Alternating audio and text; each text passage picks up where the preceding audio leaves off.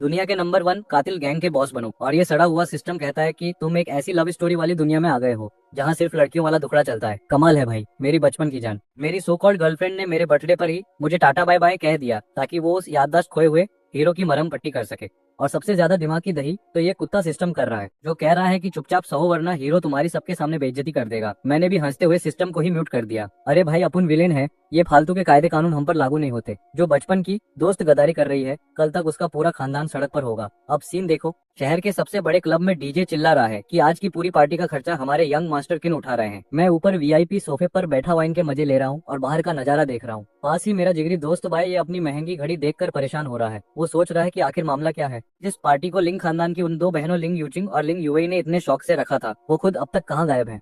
वही दोनों बहनें जो बचपन से मेरे पीछे पागल थी और आपस में लड़ती थी कि शादी तो मुझसे ही करेंगी। भाई ने अपनी सिगरेट बुझाई और आदत से मजबूर होकर जैसे ही अपना फोन निकालकर सोशल मीडिया चेक करना शुरू किया, अचानक उसकी आंखें फटी की फटी रह गई। डर के मारे उसका फोन बस हाथ से गिरने ही वाला था। मैं सोफे पर आराम से टिका हुआ था और मेरी नजरें बस उसी पर थी। अब भाई ये मुझे ऐसे देख रहा था जैसे मैंने उसकी उधार की चवन्नी मार ली हो। बेचारे के चेहरे पर ऐसी सड़ी हुई हंसी थी जिसे देखकर मेरा खुद का हाजमा खराब हो जाए। उसने अपनी भारी आवाज में कहा कि भाई तू खुद ही देख ले, और लंबी सांस खींचकर फोन मेरी तरफ सरका दिया। फोन की स्क्रीन पर उस महान हस्ती लिन यूए की पोस्ट चमक रही थी। बैकग्राउंड में कोई विदेशी टोपू का समंदर था और ये लोग वहाँ आग जलाकर हाथ में हाथ डाले ऐसे नाच रहे थे जैसे कोई सस्ता बॉलीवुड का आइटम नंबर चल रहा हो। लिन यूई, लिन यूचिंग और फू युसवान के चेहरों पर ऐसी चमक थी जैसे इन्होंने ही दुनिया की सारी खुशियां ठेके पर ले ली हो। नीचे कैप्शन में क्या लिखा था पता है?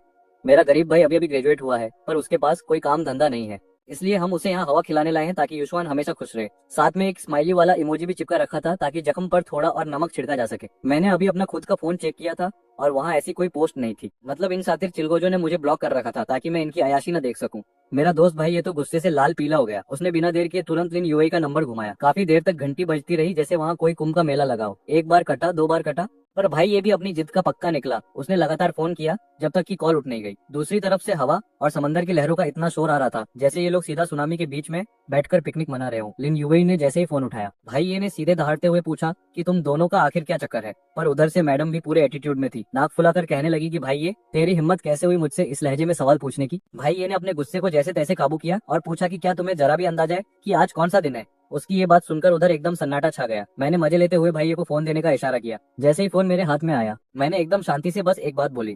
मेरी आवाज सुनते ही उधर मैडम की सिट्टी पिट्टी ऐसी गुम हुई कि उनके सुरी बदल गए। एकदम हड़बड़ाते हुए बोली कि छिन शाओ, दरअसल मुझे और मेरी बहन को एक बहुत ही जरूरी काम आ गया था, इसीलिए आज हम आपकी बर्थडे पार्टी में नहीं आ पाए। उनकी जिसे वो बहुत जरूरी काम बता रही थी। तो क्या तुम उस भिखारी स्पॉन्सर्ड स्टूडेंट के साथ विदेश में डेट मार रही हो? मैंने लिन यूएई की बात बीच में ही काट दी। अब भाई डेट शब्द सुनते मैडम की तो जैसे जली गई। वो नाक सिकोड़ते हुए बोली, तुम ऐसा कैसे सोच सकते हो? तभी फोन के दूसरी तरफ से एक और चिड़चिड़ी आवाज आई। ये उसकी छोटी बहन लिन यूकिंग थी। वो चहकते हुए बोली, अरे ये युसवान बेचारी बचपन से अनाथ है, इसका कोई सगा संबंधी नहीं है। बेचारी की अभी जॉब भी नहीं लगी और बहुत परेशान थी, इसलिए मैं और दीदी इसे बस थोड़ा बाहर घुमाने लाए ताकि इसका मन बहल जाए। मो भैया आप इतने नैरो माइंडेड क्यों हो रहे हो? वहाँ भाई मतलब गलती इनकी और मैं बन गया छोटी सोच वाला। अभी ये ड्रामा चल ही रहा था कि बीच में उस ओवर एक्टिंग की दुकान युसवान की आवाज आई। एकदम सड़ी हुई मीठी आवाज में बोली, युवई दीदी, यूकिंग दीदी, क्या मेरी वजह से भैया नाराज हो गए हैं? अगर ऐसी बात है तो आप लोग वापस चले जाओ, मैं अकेली रह लूंगी, मुझे आदत है। भाई साहब इस लड़की की पिकमी वाली वाइब्स तो देखो, इसे तो ऑस्कर मिलना चाहिए। युवई उसे फौरन मक्खन लगाने लगी कि हम तुम्हें अकेला छोड़कर कहीं नहीं जाने वाले। फिर उसने मेरी तरफ अपना गुस्सा मोड़ा और ठंडे लहजे में बोली, तुम फालतू में रायता फैलाना बंद करो। बस एक बर्थडे ही तो है ना, जब हम वापस आएंगे तो तुम्हारा बर्थडे मना लेंगे, इसमें इतना बवाल करने की क्या जरूरत है? मैंने अपना कान खुजाया और मन ही मन हंसा। मुझे लगा कि शायद मैंने इन लोगों को कुछ ज्यादा ही सिर चढ़ा लिया है। मैंने कहा, लिन युवई, लगता है तुमने शेर के मुंह में हाथ डालने की हिम्मत कर ली है। जो मुझसे इस तरह बात कर रही हो, उसे शायद अपनी गलती का एहसास हुआ और वो कुछ सफाई देने वाली थी, लेकिन मैंने सीधा फोन काट दिया। फालतू की बकवास सुनने का टाइम किसके पास है भाई? कुछ चीजें एक बार हाथ से निकल जाएं तो वापस नहीं आती। अब लिन परिवार को अपनी इन लाडलियों की करतूतों की भारी कीमत चुकानी होगी। उन्हें शायद याद नहीं कि मैं जिस जिन परिवार से आता हूँ वो इस शहर का सबसे अमीर और पावरफुल खानदान है। हमारा रसूख सिर्फ बिजनेस तक ही नहीं बल्कि ऊपर तक है। सिस्टम से लेकर अंडरवर्ल्ड तक हर जगह हमारी ही तूती बोलती है। खासकर जब से मैंने खानदान की कमान संभाली है, मेरी पावर तो अब अलग ही लेवल पर पहुंच चुकी है। देखो भाई, ये लिन फैमिली कोई खानदानी रेस नहीं है। ये बस किस्मत के भरोसे हवा में उड़ने वाले वो गुब्बारे हैं जो गलती से फटे नहीं और खुद को रॉकेट समझ बैठे हैं। असली खानदानी लोगों की नजर में ये बस कल्स के आए छपरी अमीर हैं जिन्हें बस सही वक्त पर लॉटरी लग गई। इन लोगों से हमारा कनेक्शन बस इतना था कि बचपन में मेरी दादी शहर के बाहर वाली विला में रहती थी और पड़ोस में ये लिन खानदान रहता था। अब बचपन में बच्चे साथ खेले तो दादी को लगा चलो मेल मिलाप बढ़ा लेते हैं। दादी ने तो लाड़ प्यार में यहाँ तक कह दिया था कि बड़े होकर इन दोनों बहनों में से किसी एक को मेरी बीवी बनाएंगे। कसम से दादी के उस एक मजाक ने इन लोगों की किस्मत खोल दी। पिछले कई सालों से मेरे नाम की वजह से दिल्ली के बड़े बड़े रईस इन लोगों को इज्जत दे रहे थे, पर लगता है अब इनकी चर्बी कुछ ज्यादा ही बढ़ गई है। इन्हें अपनी औकात और हकीकत के बीच का फर्क समझ नहीं आ रहा। सच कहूँ तो एक बर्थडे पार्टी मिस करने से मुझे कोई फर्क नहीं पड़ता और न ही उन दोनों से मेरा कोई दिल का कनेक्शन है। वो आए या भाड़ में जाए मुझे क्या। पर दिक्कत यह है कि पार्टी का आइडिया इन लोगों का था और एन मौके पर ये दोनों बहनें किसी ग्रीन टी बॉय के साथ विदेश घूमने निकल गई। अब पूरे शहर को पता है कि लिन खानदान की ये दोनों लड़कियां मेरी अमानत समझी जाती हैं। ये सिर्फ मुझे इग्नोर करना नहीं है, ये तो मेरे खानदान की इज्जत को सरेआम फुटपाथ पर रगड़ने जैसा है। जब इन लोगों में इतनी ही अकड़ है तो फिर मुझे भी विलेन बनने में क्या दिक्कत है। अगर इन्हें खुदकुशी करने का इतना ही शौक है तो भाई मैं भी इन्हें पूरा सपोर्ट करूंगा। मैंने अपना फोन भाई ये की तरफ फेंका और बिल्कुल कूल होकर बोला, अब और बहस की जरूरत नहीं है। जब मौत खुद चलकर दरवाजे पर दस्तक दे रही हो तो उसे खाली हाथ नहीं भेजना चाहिए। इन्हें मरना है तो मैं इन्हें जन्नत के दर्शन करा दूंगा। भाई ने स्क्रीन स्वाइप की और उसके चेहरे पर वो वाली स्माइल थी जो अक्सर तबाही से पहले आती है। उसने कहा, अब से इस शहर में लिन खानदान का नामो निशान नहीं रहेगा। जो लोग हमारे टुकड़ों पर पलकर हमें आंख दिखा रहे हैं उनका गेम ओवर होना तो तय है। वैसे भी इन लोगों की अकल ठिकाने लगाने के लिए मैंने आज एक जबरदस्त सरप्राइज रेडी रखा है। ये बोलकर उसने ताली बजाई और अचानक कमरे का बंद दरवाजा धीरे धीरे खुलने लगा। दरवाजा खुलता है और बाहर की दुनिया की नामी गिरामी मॉडल और एक्ट्रेस की लंबी लाइन लग जाती है। कम से कम 10-15 तो होंगी ही, जो एक के बाद एक उस वीआईपी रूम में ऐसे घुस रही थी जैसे किसी सेल में डिस्काउंट मिल रहा हो। तभी सफेद बालों वाला अपना भाई यानी बई ये सोफे पर पसरते हुए तुम्हारी तरफ इशारा करता है और कहता है, आज अपने चिन भाई का जन्मदिन है, अगर इन्हें अच्छे से खुश कर दिया तो समझो तुम्हारी चांदी ही चांदी है, मोटा इनाम मिलेगा। इतना सुनना था कि उन लड़कियों की आंखों में डॉलर के साइन चमकने लगे। उनकी नजरें तुम्हारी तरफ ऐसी हो गई जैसे तुम कोई रसमलाई हो और वो भूखी बिल्लियां। लड़कियां तुम पर टूट पड़ी और भाई तुमने भी कोई मना नहीं किया। एक हाथ इधर एक हाथ उधर, तुम तो फुल मजे ले रहे थे और रूम में एकदम माहौल बना हुआ था। पर तभी अचानक तुम्हारे दिमाग में एक ऐसी घंटी बजी जिसे सुनकर अच्छे अच्छों की बत्ती गुल हो जाए। टिंग। सिस्टम का नोटिफिकेशन। सिस्टम कह रहा है कि भाई तुम किसी भारी दुख भरी कहानी यानी ट्रेजिक प्लॉट के जाल में फंस रहे हो, इसलिए तुम्हारा हैप्पीनेस सिस्टम बाइंड हो गया है। अब देखो, इस दुनिया में आए तुम्हें पूरे 20 साल हो गए, तब जाकर कहीं इस सिस्टम नाम की बला के दर्शन हुए हैं। पर सच तो ये है कि तुम्हारे लिए ये सिस्टम किसी कबाड़ से कम नहीं है। क्यों? क्योंकि जब से तुम इस दुनिया में पैदा हुए हो तुम्हारी किस्मत ऐसी है जैसे ऊपर वाले ने खुद बैठकर तुम्हारी स्क्रिप्ट लिखी हो। तुम्हारा दिमाग इतना तेज है कि कोई भी चीज सीखनी हो तुम चुटकी बजाते ही उसमें उस्ताद बन जाते हो और टॉप पर पहुंच जाते हो। तुम जो भी करना चाहो पूरी कायनात तुम्हारे आगे रेड कारपेट बिछा देती है। तुम्हें बचपन से ही शक था कि तुम किसी धांसू पावर फैंटेसी वाली कहानी के हीरो हो जिसकी लाइफ में सब कुछ मक्खन की तरह स्मूथ चलता है। रही बात उन बहनों की तो भाई उनका ड्रामा तुम्हारे लिए कोई बड़ी मुसीबत नहीं था। बस ऐसा लगा जैसे किसी ने ताजी खीर में नीम का पत्ता डाल दिया हो। थोड़ा मूड खराब हुआ पर कोई बात नहीं, तुम्हारे आसपास तो लड़कियों का वैसे ही मेला लगा रहता है। तुमने अपने दिमाग में ही सिस्टम से पूछा, वो ये बता कि तेरा काम क्या है और तू किस खेत की मूली है। तभी सिस्टम ने जवाब दिया। तभी मेरे दिमाग में एक रोबोटिक आवाज गूंजी जैसे कोई पुराना रेडियो अटक गया हो। डिंग। मैं हूँ हैप्पीनेस सिस्टम, नाम से ही साफ है। मेरा काम है दुनिया से दुख भगाना। बस तुम्हें इस कहानी के हीरो की बर्बादी को खुशी में बदलना है और बदले में ये सिस्टम तुम्हें इतना पैसा देगा कि तुम थोड़े ही समय में अमीरी की ऊंचाइयों को छू लोगे। अमीरी की ऊंचाइयां भाई, ये सिस्टम है या कोई स्कैम? मुझे तो लगा ये मुझे कंगाल करने का कोई नया तरीका ढूंढ रहा है। सिस्टम ने भांप लिया कि मैं अभी एक घटिया और दुख भरे ड्रामे वाली कहानी में फंसा हुआ हूँ जहाँ बचपन के प्यार पर कोई आसमान से टपका हुआ हीरो भारी पड़ रहा है। अब इस महान सिस्टम ने मेरे सामने 2 टास्क रखे हैं। ऑप्शन नंबर 1, अभी के अभी फ्लाइट पकड़ो, किसी हॉलिडे आइलैंड पर जाओ और उन लिंक सिस्टर्स को सरेआम शादी के लिए प्रपोज कर दो। उन्हें अपने सच्चे प्यार से इमोशनल कर दो ताकि उन्हें समझ आए कि तुम्हारे जैसा मजनू उन्हें कहीं नहीं मिलेगा। रिवॉर्ड पूरे 1 करोड़ रुपए। लेकिन नोट पढ़ो भाई, चांस ये भी है कि वो तुमसे नफरत करने लगे और तुम्हारी बेइज्जती हो जाए। मतलब फुल रिस्क वाला सिम्प बनने का ऑफर है ये। अब आता है ऑप्शन नंबर 2, आज से ही उन लिंक सिस्टर्स से सारे रिश्ते नाते तोड़ दो। अगले 1 महीने के लिए चुपचाप देश छोड़कर गायब हो जाओ। इसे कहते हैं हार्ड टू गेट वाला गेम खेलना। जब तुम गायब होगे तब उन बहनों को अपनी गलती का एहसास होगा और वो तुम्हारे पीछे पागल होकर भागेंगी। सिस्टम कह रहा है कि ये दांव पक्का काम करेगा क्योंकि वो दोनों तुमसे प्यार तो करती हैं, बस उन्हें एक झटके की जरूरत है। और इस मिशन का इनाम पूरे 5 करोड़ रुपए और शहर के सबसे पॉश इलाके में एक आलीशान 3 BHK फ्लैट। इन ऑप्शंस को पढ़कर तो मेरा सर ही चकरा गया। अबे ये सिस्टम गड़बड़ है या इसका बनाने वाला ये क्या बकवास चॉइस दी है। एक रास्ता सीधा सिम बनने की तरफ जाता है और दूसरा रास्ता चालाक सिम बनने की तरफ। मतलब किसी भी हाल में कटना मेरा ही है। मतलब इन बहनों के बिना मेरी जिंदगी में खुशियां नहीं आएंगी। भाई ये दोनों है क्या चीज, क्या इनकी इतनी औकात है? कसम से मेरा तो दिमाग चकरा गया ये घटिया ऑप्शन देकर। सिस्टम का भेजा क्या पूरी तरह बात लग गया है। और उससे भी ज्यादा बकवास बात तो ये है कि रिवॉर्ड में 10 लाख, 5 करोड़ और एक मामूली सा 3 कमरों का फ्लैट मिल रहा है। अरे भाई इतने रिवॉर्ड तो हमारे मोहल्ले का कुत्ता भी देखकर अपना सिर हिला दे और मना कर दे। पर ये सिस्टम तो अपनी धुन में है। कहता है कि होस्ट मेरी प्रोफेशनल स्किल पर शक मत करो, मैंने जिसे चुना है वो गलत नहीं हो सकता। इसलिए जल्दी से अपना ऑप्शन चुनो और आगे बढ़ो। अब जरा कहानी के दूसरे सीन पर चलो, उस लग्जरी हॉलिडे आइलैंड पर जहाँ ये महारानियां मजे कर रही हैं। लिन यूएई ने जैसे ही फोन काटा, उसके चेहरे पर गुस्सा साफ दिख रहा था। उसकी छोटी बहन यूकिंग ने तपक से पूछा, दीदी उसमो भाई ने क्या कहा? यूएई की शक्ल ऐसी बनी थी जैसे किसी ने करेला खिला दिया हो। बोली, वो शायद बहुत ज्यादा गुस्से में है, उसका बात करने का तरीका बिल्कुल अच्छा नहीं था। इस पर यूकिंग का एटीट्यूड तो देखो, नाक फुलाकर कहने लगी, तो क्या हुआ, हम तो बस यूजे का मन बहलाने के लिए उसे बाहर लेकर आए हैं, इसमें इतनी बड़ी बात क्या है? हम कोई उसकी जागीर या कोई सामान थोड़ी हैं जो हर वक्त बस उसी के इर्द गिर्द घूमती रहे। यूवी ने ठंडिया भरी और अपना रायता फैलाते हुए बोली, हम देश छोड़कर बाहर आए हैं और उसे हमारी सेफ्टी की फिक्र करने के बजाय इन छोटी छोटी फालतू बातों पर बहस करनी है। अब तो मैंने भी तय कर लिया है कि मैं 3 दिन तक उसे भाव नहीं दूंगी। तभी वहाँ साइड से एंट्री मारता है ये फो यूजे, अपना वो मासूमियत वाला नकली मुखौटा पहनकर, चेहरा ऐसा लटका है जैसे पूरी दुनिया का जुल्म इसी पर हुआ है, और कहने लगा, आई एम सॉरी यूवी दीदी, ये सब मेरी वजह से हुआ है। अपनी आंखों को थोड़ा लाल करके और रोने वाली शक्ल बनाकर बोला, ये सब इसलिए हुआ क्योंकि मैं ही बेकार हूँ, न मेरे पास ढंग की नौकरी है और न ही पैसे की मैं खुद कहीं घूमने जा पाता, इसलिए आप दोनों बहनों को मुझे यहाँ लाने की तकलीफ उठानी पड़ी। फिर अपनी नजरें ऊपर उठाकर कहने लगा, मुझे लगा आप दोनों दिन भर काम करके थक जाती हैं तो थोड़ा चिल कर लेंगी, पर मुझे जरा भी अंदाजा नहीं था कि मेरी वजह से वो भाई इतने नाराज हो जाएंगे। सच में ये सब मेरी ही गलती है। ये फू यूजे वही है जो चिन परिवार का असली वारिस है। तो भाई लोग, सीन कुछ ऐसा है कि उस वक्त लिन और किन खानदान के बीच काफी तगड़ा वाला भाईचारा चल रहा था। अब असली बॉस के पास काम धंधे इतने ज्यादा थे कि चैरिटी फाउंडेशन की पूरी जिम्मेदारी लिन यूवई और लिन युकिन नाम की इन दो बहनों को सौंप दी गई थी। और बस यही वो मनहूस पल था जब इन दोनों बहनों की मुलाकात फू यूजे नाम के इस नमूने से हुई। अब ये फू भाई साहब अपनी मीठी मीठी बातों और मासूम शक्ल का ऐसे जादू चलाते थे कि ये दोनों बहनें तो बस इसकी दीवानी हो गई। सच बताऊं तो इसकी एक्टिंग के आगे तो ऑस्कर भी शर्मा जाए। अब जरा इस फू यूजे की ओवर एक्टिंग तो देखो, बेचारा ऐसे मुंह बना रहा है जैसे इसकी किसी ने किडनी चोरी कर ली हो। खुद को कोसते हुए कहता है कि मैं कितना बेकार और निकम्मा हूँ। ये देखकर इन दोनों बहनों का कलेजा तो जैसे फट ही गया। लिन यूआई तो पिघलकर पूरी तरह आइसक्रीम ही बन गई। वो बड़े प्यार से बोली, अरे वो मासूम परिंदे, इसमें तेरी कोई गलती नहीं है, वो तो ये अमोई थोड़ा ज्यादा शक करने वाला और छोटी सोच का इंसान है। अब उसकी बहन यूकिन भी पीछे कहाँ रहने वाली थी, वो भी फू की साइड लेते हुए बगल से हाँ में हाँ मिलाने लगी। इधर फू यूजे अपनी नौटंकी चालू रखते हुए एक लंबिया भरता है और कहता है, पर सच में दीदी मैं बहुत ही गया गुजरा हूँ।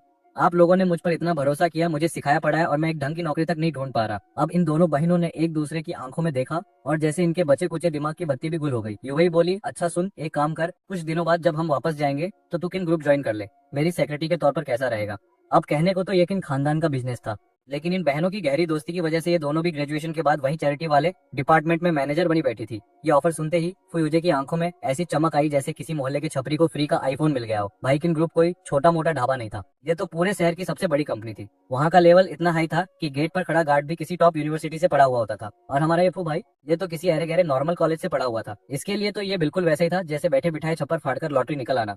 फू ने मासूमियत का ओवरडोज देते हुए पूछा, क्या मैं वाकई ये कर सकता हूँ? यूएई ने बड़े प्यार से उसके सिर पर हाथ फेरा और बोली, अरे क्यों नहीं, आखिर मैं भी वहाँ की मैनेजर हूँ, बस एक सेक्रेटरी तो भर्ती करना है। अम्मो इस बारे में कुछ नहीं कहेगा। लेकिन यूएई की बातें सुनकर ऐसा लग रहा था मानो उधर समुद्र किनारे पूर्णिमा की रात का नजारा काफी रोमांटिक है, जहाँ वो यूजे और लिन बहनें आग जलाकर ऐसे सुकून से बैठे हैं जैसे दुनिया की सारी टेंशन खत्म हो गई हो। पर बेचारे लिन साओ को क्या पता था कि उसकी किस्मत में आज सुकून नहीं बल्कि हाई वोल्टेज झटका लिखा है। लिन विला की सारी बत्तियां जल रही हैं क्योंकि लिन यूएई के बाप को एक फोन कॉल ने बिस्तर से उछलने पर मजबूर कर दिया है। क्या सारे इन्वेस्टर्स ने पैसा वापस खींच लिया? लिन साओ की आंखें तो ऐसे बाहर आ गई जैसे उसने कोई भूत देख लिया हो कि बॉस सिर्फ एक कंपनी नहीं, फोन की दूसरी तरफ उसकी जितनी भी कंपनियों के साथ हमारा कोलाबोरेशन था उन सब ने अभी अभी फोन करके डील कैंसिल कर दिए। अब लिन साओ को अपनी कानों पे यकीन नहीं हो रहा क्योंकि उसके प्रोजेक्ट का काम तो आधा पूरा हो चुका है और अगर इस वक्त सारा फंड रुक गया तो भाई साहब का तो मार्केट में दिवाला निकल जाएगा। ऊपर से उसके पास इतना कैश भी नहीं बचा कि वो इस बड़े गड्ढे को भर सके। सीधा मतलब ये है कि उसकी कंपनी बंद होने की कगार पर आ गई है। वो सोच रहा है कि ये लोग इतने पागल कैसे हो सकते हैं। आखिर इन सबने चिन फैमिली के रसूख को देखकर ही तो पैसा लगाया था और अब जब काम बीच में है तो क्या इन्हें चिन फैमिली के गुस्से का डर नहीं है? लिन साओ भले ही थोड़ा कम अकल हो पर उसने दुनिया तो देखी है। उसे पता है कि इस इलाके में चिन फैमिली का नाम ही औकाफी है और उनके सामने खड़े होने की हिम्मत किसी अरे गहरे की तो नहीं हो सकती। वो सेक्रेटरी पर चिल्लाता है कि तुमने जरूर कुछ गलत सुना होगा, वो अचानक हाथ कैसे खींच सकते हैं? पर सेक्रेटरी ने साफ कह दिया कि बॉस मैंने एक एक शब्द साफ सुना है। उन 6 के 6 इन्वेस्टर्स का बहाना बिल्कुल एक जैसा था। सबने कहा कि इन्वेस्टर्स का बहाना बिल्कुल एक जैसा था। सबने कहा कि आपके प्रोजेक्ट में सेफ्टी का बहुत बड़ा रिस्क है और इसी बहाने इन सब में टेबल पर ऐसा मुक्का मारा कि उसके चेहरे की ना गुस्से से फटने को तैयार हो गई। उसे अब समझ आ रहा था कि ये कोई इत्तेफाक नहीं है बल्कि कोई बहुत बड़ा खिलाड़ी पर्दे के पीछे बैठकर उसकी बर्बादी की स्क्रिप्ट लिख रहा है। तो यहाँ हमारे लिन शियाओ की बुरी तरह फटी पड़ी है। वो फोन पर पागलों की तरह चिल्ला रहा है, मेरी बजाने की हिम्मत किसकी हुई? मार्केट के खिलाड़ी क्या बोल रहे हैं? बेचारी सेक्रेटरी की तो आवाज ही नहीं निकल रही। वो बस इतना कह पाई कि किसी से संपर्क नहीं हो पा रहा। लिन सियाओ ने फोन पटका और वो ऐसे तड़प रहा है जैसे गर्म तवे पर जिंदा मछली। वो अपनी कॉन्टेक्ट लिस्ट ऐसे छान रहा है जैसे कोई स्टूडेंट एग्जाम से एक रात पहले यूट्यूब पर गेस पेपर ढूंढता है। आखिरकार से उसे तुम्हारा नंबर मिल गया। उसे समझ नहीं आ रहा कि उसके साथ ये मोए मोए वाला सीन अचानक कैसे हो गया, पर उसे इतना पता है कि अब सिर्फ तुम ही उसकी डूबती नैया को पार लगा सकते हो। फोन की घंटी लगातार बज रही है, पर दूसरी तरफ से कोई रिस्पॉन्स नहीं है। लिन शियाओ के हाथ ऐसे कांप रहे हैं जैसे उसे ठंड लग रही हो। वो पागलों की तरह बार बार तुम्हारा नंबर डायल किए जा रहा है। उठा क्यों नहीं रहा? सो गया क्या? अबे उठा ले भाई, वरना मेरा पता साफ हो जाएगा। वही दूसरी तरफ यहाँ तो फुल ऑन पार्टी चल रही है। मस्ती के माहौल के बीच भाई एक ही नजर तुम्हारे फोन पर पड़ती है जो टेबल पर किसी डिस्को लाइट की तरह चमक रहा है। भाई तेरा फोन बज रहा है। भाई ये ने ड्रिंक का घूंट भरते हुए तुम्हारी तरफ देखा। तुमने फोन की स्क्रीन देखी और तुम्हारे चेहरे पर वो वाली मुस्कान आई जो विलेन की लंका लगाने से पहले हीरो के चेहरे पर आती है। लिन सियाओ, इस नमूने की अभी भी हिम्मत है मुझे फोन करने की। वैसे सच कहूँ तो जैसी बाप वैसी बेटियां। लिन खानदान की लड़कियों में जो ये मैं ही भगवान हूं वाला एटीट्यूड है ना, वो सीधा इनके खराब जेनेटिक्स का नतीजा है। लिन सियाओ ने बरसों से किन खानदान के साथ अपने थोड़े बहुत रिश्तों का चूर्ण बेचकर बाहर खूब आबादी की है और बहुत माल बटोरा है। मार्केट में इसकी इज्जत वैसी है जैसे बिन बुलाए बाराती की होती है। ये बंदा तो बाहर ये तक ढिंडोरा पीट चुका है कि बहुत जल्द ये किन खानदान के साथ रिश्तेदारी जोड़कर हाई सोसाइटी का परमानेंट मेंबर बनने वाला है। देखो भाई, सीधा सा लॉजिक है। अगर ये लोग तमीज से रहते तो तुम इन्हें पूरी जिंदगी ऐश कराते और लिन खानदान की 7 पीढ़ियां बैठकर खाती। पर जब कुत्ते को खिलाने वाला हाथी वो काटने लगे तो उसे उसकी औकात याद दिलानी पड़ती है। आखिर एक जानवर को भी पता होता है कि उसका असली मालिक कौन है, पर ये तो खुद को ही खुदा समझ बैठे थे। तुमने फोन उठाया और जैसे ही कॉल कनेक्ट हुआ उधर से लिन सियाओ की रोने वाली आवाज आई। सियाओ बेटा, शुक्र है तुमने फोन उठा लिया। अभी अभी खबर आई है कि उन सारे इन्वेस्टर्स ने अपने हाथ खींच लिए हैं और सांप ऐसा डूब रहा है। तुमने उसकी बात बीच में ही काट दी क्योंकि तुम्हें फालतू का ड्रामा सुनने में कोई दिलचस्पी नहीं थी। तुमने बस इतना कहा, लिन अंकल मुझे इस बारे में सब पता है। सीधी बात, नो बकवास। अगर वो इन्वेस्टर भाग रहे हैं तो ये उनका अपना फैसला है। सच बताऊं तो मैं खुद हैरान हूँ कि उन लोगों की सुनने की शक्ति कितनी तेज है। मैंने अभी बस हल्का सा इशारा ही किया था और उन्होंने अपना बोरिया बिस्तर समेटकर पलटी मार ली। अब इधर लिन शाओ बेचारा घबराहट में पूछ रहा है कि छोटे मुंह, तुम्हारे इस इशारे का आखिर क्या मतलब है? तो हमारे हीरो ने भी टशन में कह दिया कि ज्यादा खुजली है तो जाके अपनी उन 2 महान बेटियों से पूछ लो। फोन करते ही लिन शाओ को ऐसा लगा जैसे उसके ऊपर आसमान टूट पड़ा हो। ये तो अब शीशे की तरह साफ था कि लिन खानदान की जो बैंड बज रही है उसके पीछे अपने भाई का ही हाथ है। लेकिन भाई, ये कौन सा इंटरनेशनल जोक चल रहा है? अगर चिन खानदान ने लिन परिवार पर हाथ डाल दिया तो इस लिन जैसे कल के पैदा हुए अमीर की क्या औकात की वो टिक पाए? लिन शाओ की तो अब सच में फटने लगी थी। उसे समझ नहीं आ रहा था कि आखिर आज ऐसा क्या पहाड़ टूट पड़ा। क्या उसकी बेटियों ने सच में दिमाग बेच खाया है? खैर, अच्छी बात यह थी कि आज जो भी तमाशा हुआ वो कोई टॉप सीक्रेट नहीं था, तो उसे सारी जानकारी आसानी से मिल गई। अपने विला में बैठकर टेंशन में सिगरेट के धुएं उड़ाते हुए जब लिन शाओ को पूरी राम कथा पता चली तो उसे लगा शायद उसके कान ही खराब हो गए हैं। उसने अपने असिस्टेंट से दोबारा पूछा, तो तुम्हारा मतलब है कि युवई और यूचिंग ने आज मुझको धोखा दे दिया और उस फु यूजे नाम के लड़के के साथ विदेश में मटर गश्ती करने निकल गई? असिस्टेंट ने भी बेचारे ने धीरे से कह दिया कि हाँ मालिक। और इस कांड के आधे घंटे के अंदर ही सारे इन्वेस्टर्स ने अपना पैसा वापस खींच लिया है। अब तो लिन शाओ के सब्र का बांध टूट गया और उसने जोर से मेज पर हाथ पटका। ये दोनों पागल लड़कियां आखिर करना क्या चाहती हैं? लिन शाओ का गुस्सा 7वें आसमान पर पहुंच गया था। वैसे वो इस यूजे को जानता था। कुछ समय पहले उसकी बेटियां उसे घर पर खाना खिलाने बुलाई थी। उस वक्त भी उसे दाल में कुछ काला लगा था, लेकिन उसने तब ज्यादा ध्यान नहीं दिया था। लिन शाओ को लगा था कि इन अमीरजादी लड़कियों के लिए किसी चॉकलेट बॉय को पालना बस एक नया शौक या टाइम पास है, इसलिए उसने इसे ज्यादा सीरियसली नहीं लिया। पर उसे क्या पता था कि कहानी में इतना बड़ा लोचा हो जाएगा। इन दोनों बेवकूफों ने एक नल्ले के चक्कर में पूरे किन परिवार से पंगा ले लिया है। भाई, इनके दिमाग में भूसा भरा है, यह पैदाइशी ऐसी है। लिन शाओ का गुस्सा 7वें आसमान पर था और उसका पूरा शरीर गुस्से से कांप रहा था।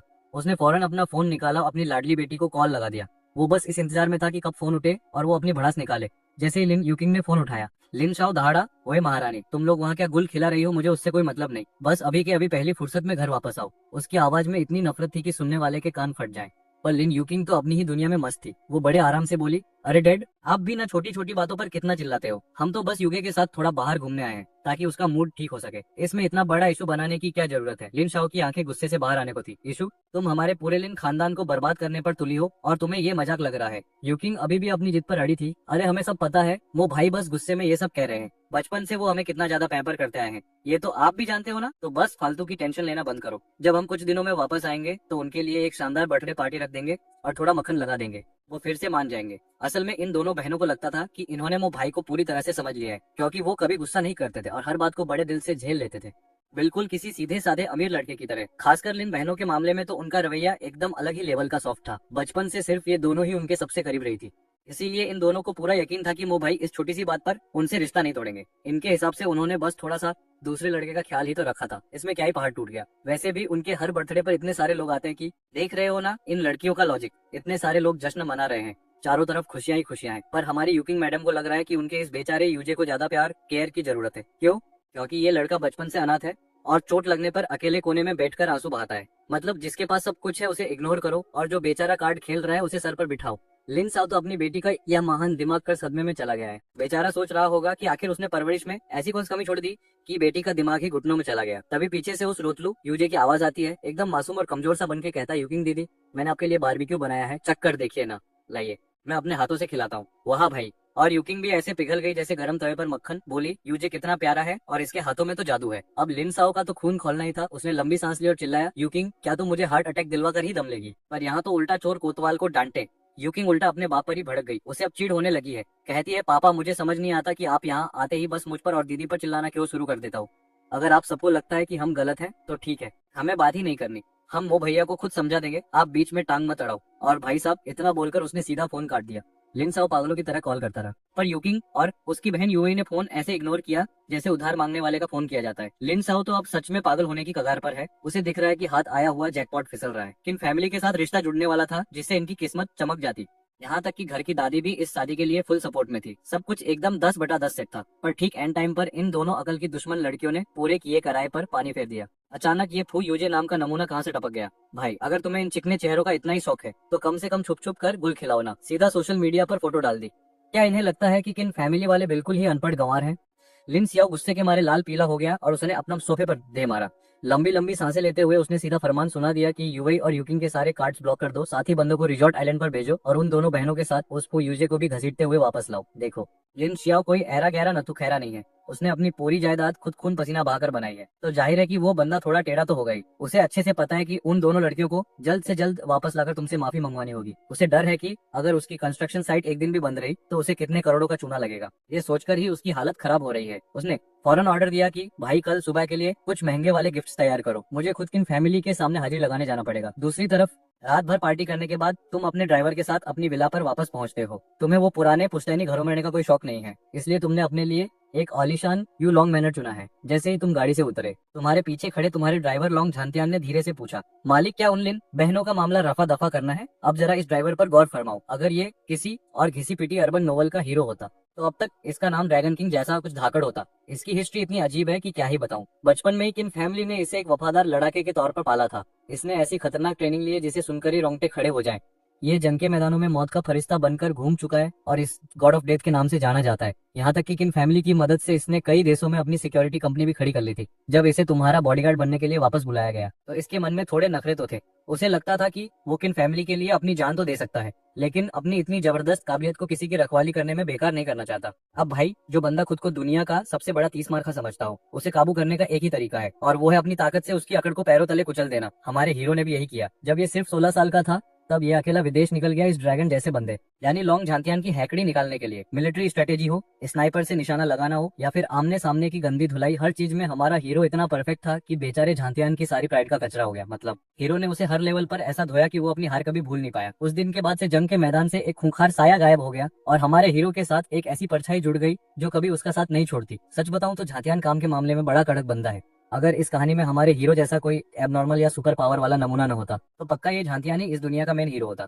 पर क्या करें, ऑथर को तो कुछ और ही मंजूर था। झांतियान के लिए हमारा हीरो किसी पहुंच से बाहर वाले भगवान जैसा है और ऊपर से छिन फैमिली का उस पर इतना बड़ा कर्ज है कि बचपन से ही उसने अपनी जान उनके नाम कर रखी है। अब झांतियान के सामने कोई छिन फैमिली की इज्जत उछाले, ये उसे कतई बर्दाश्त नहीं, फिर चाहे वो लिन खानदान की सुंदर कन्या ही क्यों ना हो। झांतियान ने धीरे से फुसफुसाते हुए कहा, बॉस वो दोनों अभी विदेश में है। अगर आप कहें तो मैं उन्हें ऐसी जगह पहुंचा सकता हूँ जहाँ से वापसी का कोई रास्ता नहीं और किसी को कानो कान खबर भी नहीं होगी। अभी हीरो ने कुछ बोला भी नहीं था कि उसके दिमाग में बैठा वो चुलबुला सिस्टम फौरन एक्टिव हो गया। वो अपनी आवाज में रटने लगा, अरे होस्ट साहब, ये क्या अनर्थ कर रहे हो? आप उन लिन बहनों को नहीं मार सकते, वो तो अंदर ही अंदर आपसे बेनताब प्यार करती हैं। ये सब बस एक छोटी सी गलत फहमी है, इसे सुलझा लो और फिर देखो आपकी लाइफ एकदम जन्नत बन जाएगी। ये सुनकर हीरो को अपनी हंसी रोकनी पड़ी। उसने मन ही मन सोचा, ओए सिस्टम के बच्चे, तू अब मुझे सिखाएगा कि मुझे क्या करना है। पूरी दुनिया में हजारों लड़कियां इस इंतजार में बैठी हैं कि कब वो इस घर की बहू बनेगी। अब क्या मैं सबको अपनी गोद में बिठाकर उनकी देखभाल करता फिरूं?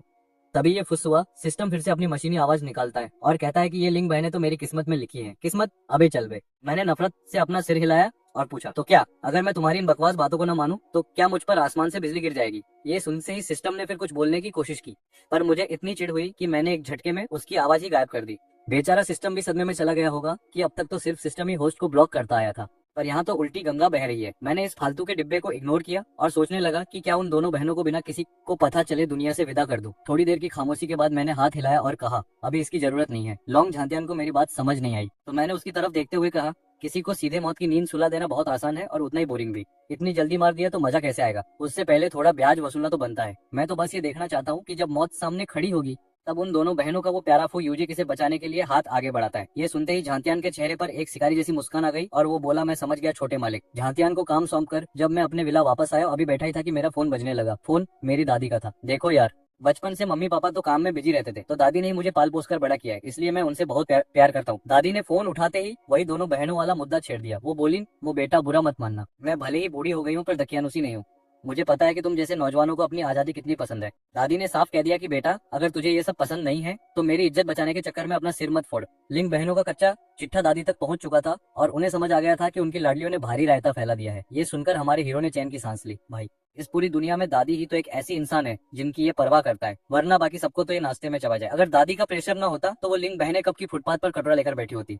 हीरो ने फोन रखा और सोचा, चलो अब आखिरी रुकावट भी खत्म हुई। अब लिंग खानदान का तो तंबू गाड़ना ही है, लेकिन उससे पहले इस सो कॉल्ड सिस्टम की थोड़ी खबर लेनी होगी। एक सिगरेट सुलगाकर जैसे हीरो ने धुएं के छल्ले छोड़े और सिस्टम की पाबंदी हटाई, बेचारा सिस्टम तो पागलों की तरह चीखने लगा, कहने लगा, अबे ओए होस्ट, ये क्या जादू टोना है? तूने मुझे ब्लॉक कैसे किया?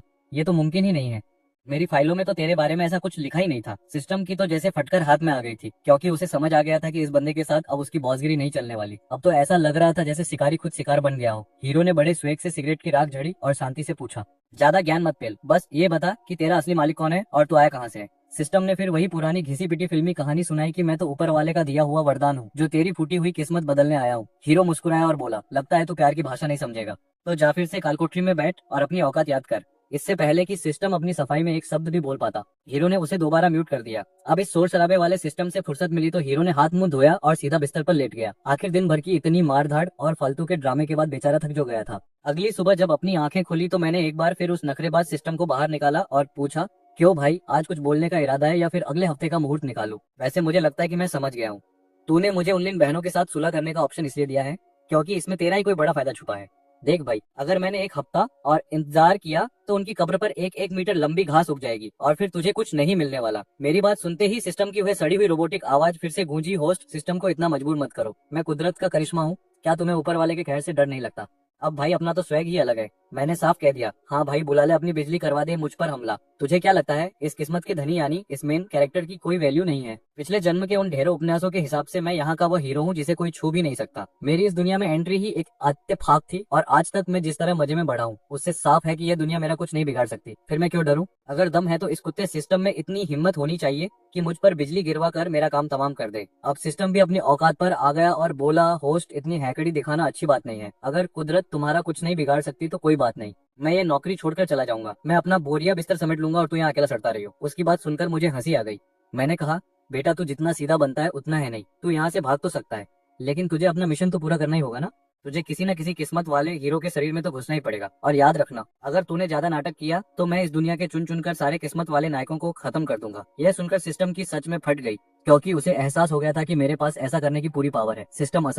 सिस्टम ने चुप्पी साध ली, पर भाई अपन को खामोशी पसंद नहीं है। मैंने सीधा बोल दिया कि अगर नहीं बोलना तो मत बोल, एक हफ्ते बाद मिलेंगे, तब तक मैं तुझे लिंग बहनों की कब्र पर उगी घास दिखाऊंगा कि वो कितनी लंबी हो गई है। मेरी ये बात सुनकर उस मशीनी आवाज में घबराहट साफ सुनाई देने लगी। बेचारे सिस्टम को समझ नहीं आ रहा था कि कहानी का कचरा कैसे हो गया। उसकी स्क्रिप्ट के हिसाब से तो किन परिवार को बर्बाद हो जाना चाहिए था, पर वो तो और भी ज्यादा चमक रहे हैं। ऊपर से मैं जिसे उसे अपनी उंगलियों पर नचाना था, अब उल्टा उसी की गर्दन दबाए बैठा हूँ।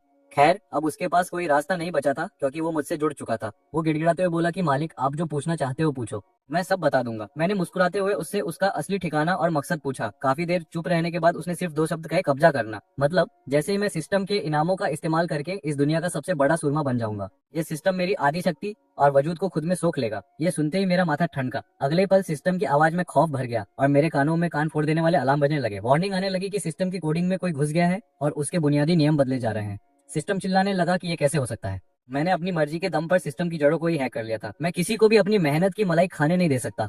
अब सिस्टम को समझ आ गया था कि उसने किस डरावने दानव से पंगा ले लिया है। अब से ये सिस्टम पूरी तरह मेरा गुलाम बन चुका था। दुख की बात यह थी कि इसकी चेतना को मिटाया नहीं जा सकता था, पर अब इसके पास कोई पावर नहीं बची थी। अब ये बस एक बेकार की इंस्ट्रक्शन मैनुअल बनकर रह गया था। उसकी अकड़ अब पूरी तरह ढीली हो गई थी और वो कुत्ते की तरह दुम हिलाते हुए वफादारी की कस्में खाने लगा कि मालिक, अब मैं बस आपका हुक्म मानूंगा और एक मामूली गाइड बनकर रहूंगा। किन खानदान की औरतें नौकरानी ने दरवाजा खटखटाकर याद दिलाया कि छोटे सरकार, नाश्ते का टाइम हो गया है। अब सिस्टम की पूरी कुंडली निकालने के बाद हमारे हीरो ने उसे साइड में रखा, क्योंकि भाई पेट पूजा भी तो जरूरी है ना। उधर दूसरी तरफ यूलोंग विला के पास एक चमचमाती मायबैक सुपरफास्ट रफ्तार से दौड़ी आ रही थी। कार में बैठा था अपना विलेन लिन स्याओ और उसकी वो नखरेबाज चिपकली बाईजे। लिन भाई की आंखों के नीचे इतने गहरे काले घेरे थे कि पांडा भी उसे देखकर शर्मा जाए। बेचारा पूरी रात सो नहीं पाया और शक्ल ऐसी बना रखी थी जैसे किसी ने उसकी किडनी चुरा ली हो। अब देखो भाई, इन इन्वेस्टर्स की नाक कितनी तेज होती है।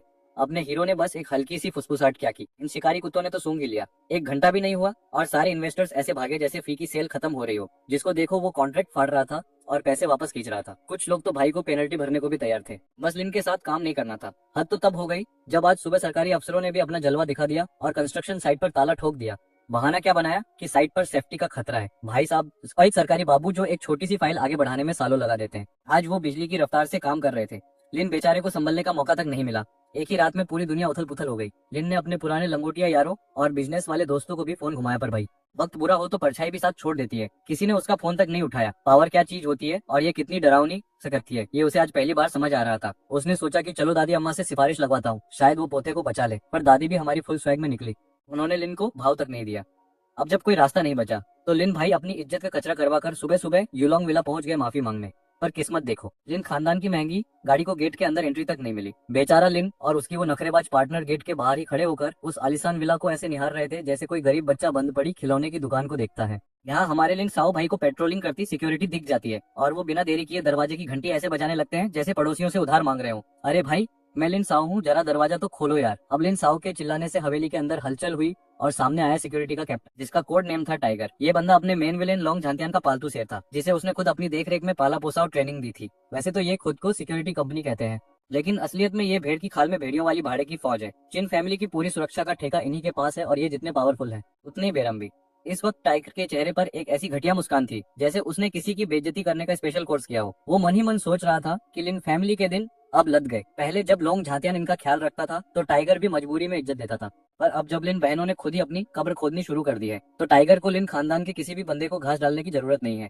सच तो ये है कि अगर ऊपर से बॉस का ऑर्डर ना होता तो ये लोग कल रात ही लिन खानदान का इस दुनिया से बोरिया बिस्तर समेट चुके होते। टाइगर गेट के पास आया और लिन शाओ को ऊपर से नीचे तक ऐसे देखा जैसे कोई कबाड़ी पुराना टूटा फूटा सामान देख रहा हो। फिर बड़े टशन में किसी सरकारी बाबू की तरह बोला, क्या तुम्हारा अपॉइंटमेंट है? लिन शाओ का चेहरा तो ये सुनकर जैसे फ्रीज ही हो गया। टाइगर समझ गया कि इसके पास कोई अपॉइंटमेंट नहीं है, तो वो बोला, अच्छा तो इसका मतलब है कि नहीं है, तो फिर वापस फुट लो। हमारे छोटे मालिक बहुत बिजी हैं और हर एरा गैरा नथु खैरा उनसे नहीं मिल सकता। टाइगर मुड़कर जाने ही वाला था कि लिन शाओ गिड़गिड़ाने लगा, अरे छोटे भाई जरा ध्यान से तो देख, मैं लिन शाओ, लिटिल मुंह का सगा अंकल। हम पहले मिल भी चुके हैं और वैसे भी मुझे चिन फैमिली की दहलीज पार करने के लिए कभी किसी अपॉइंटमेंट की जरूरत नहीं पड़ी। टाइगर थोड़ा टेढ़ा होकर मुस्कुराया और लिन शाओ की आंखों में देखते हुए बोला, वही तो भाई, वो पहले की बात थी, अब वक्त बदल चुका है। लिन साओ की तो जैसे जमीन ही खिसक गई और उसे शर्म के मारे छिपने की जगह नहीं मिल रही थी। वहीं पास में खड़ी बाई जी के चेहरे पर गुस्सा साफ झलक रहा था।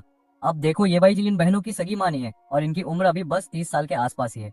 वो पागलों की तरह चिल्ला रही थी और लिन शाओ के चेहरे के एक्सप्रेशन तो ऐसे थे जैसे किसी ने उसकी ताजी कॉफी में नमक डाल दिया हो। अब भाई भाई जे जो भी हो, आखिर लिन शाओ की बीवी थी और तुम भी तो लिन शाओ की आंखों के सामने ही बड़े हुए हो, तो उस हिसाब से वह तुम्हारी बड़ी हुई। अब अपनी घरवाली को नौकरों के हाथों पिट्टा देखकर लिन शाओ का गुस्सा 7वें आसमान पर पहुंच गया था।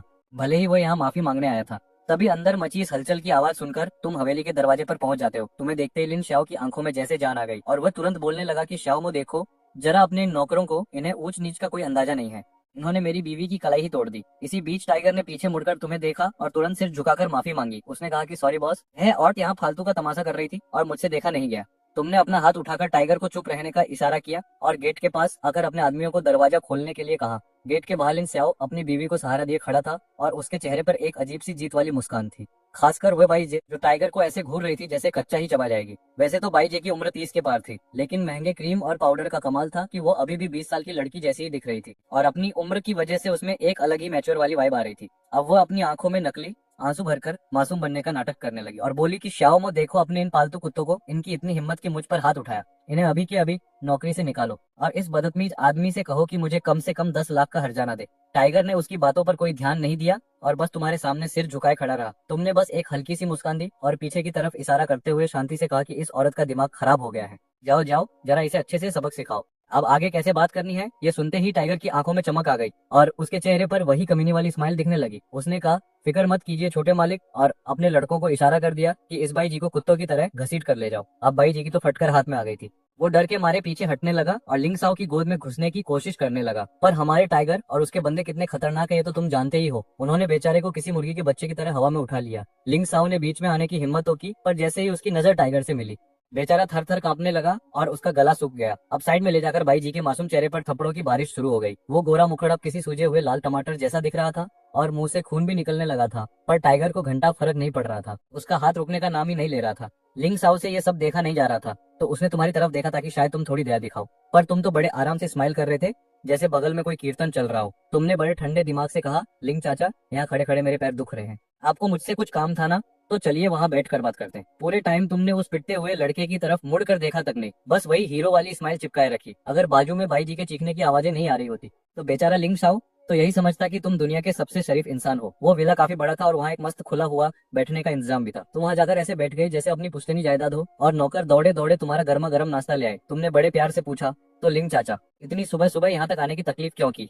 वैसे मैंने आज के ब्रेकफास्ट में आपका हिस्सा नहीं रखा है तो बुरा मत मानिएगा। तुम मुस्कुराते हुए लिंग साओ को देख रहे थे और पीछे से भाई जी की चीखें किसी बैकग्राउंड म्यूजिक की तरह गूंज रही थी। ये सब देखकर बेचारे लिंग साओ की रूह कांपने लगी थी। लिंग साओ के तो पैरों तले जमीन ही खिसक गई और उसकी रूह तलवों से होती हुई सीधे सिर के पार निकल गई। उसे अंदाजा भी नहीं था कि अपना हीरो उम्मीद से कहीं ज्यादा खतरनाक निकलेगा। बेचारा कांपते हुए सोफे पर बैठ गया और एक लंबी सांस खींचकर अपनी सारी हिम्मत बटोरते हुए बोला, बेटा मो, मुझे यू वही और यू किंग की उन हरकतों के बारे में सब पता चल गया है। उन दोनों नालायकों ने जो किया वो वाकई बहुत गलत था। मैंने उन्हें फौरन देश वापस लौटने का हुक्म दे दिया है और यकीन मानो उनके आते ही मैं उनकी ऐसी धुलाई करूंगा कि वो नानी याद रखेंगे। आखिर अभी बच्चे ही तो हैं। नादान समझकर उन्हें एक बार माफ कर दो ना। अपना मुंह आराम से दूध पी रहा था और उसके चेहरे पर रत्ती भर भी फर्क नहीं पड़ा। गिलास मेज पर टिकाते हुए वो बड़े सुकून से बोला, लिन अंकल ये आप कैसी बहकी बहकी बातें कर रहे हैं? मेरा उन दोनों लड़कियों से कोई लेना देना नहीं है, तो फिर ये माफी और तौबा का ड्रामा किस लिए?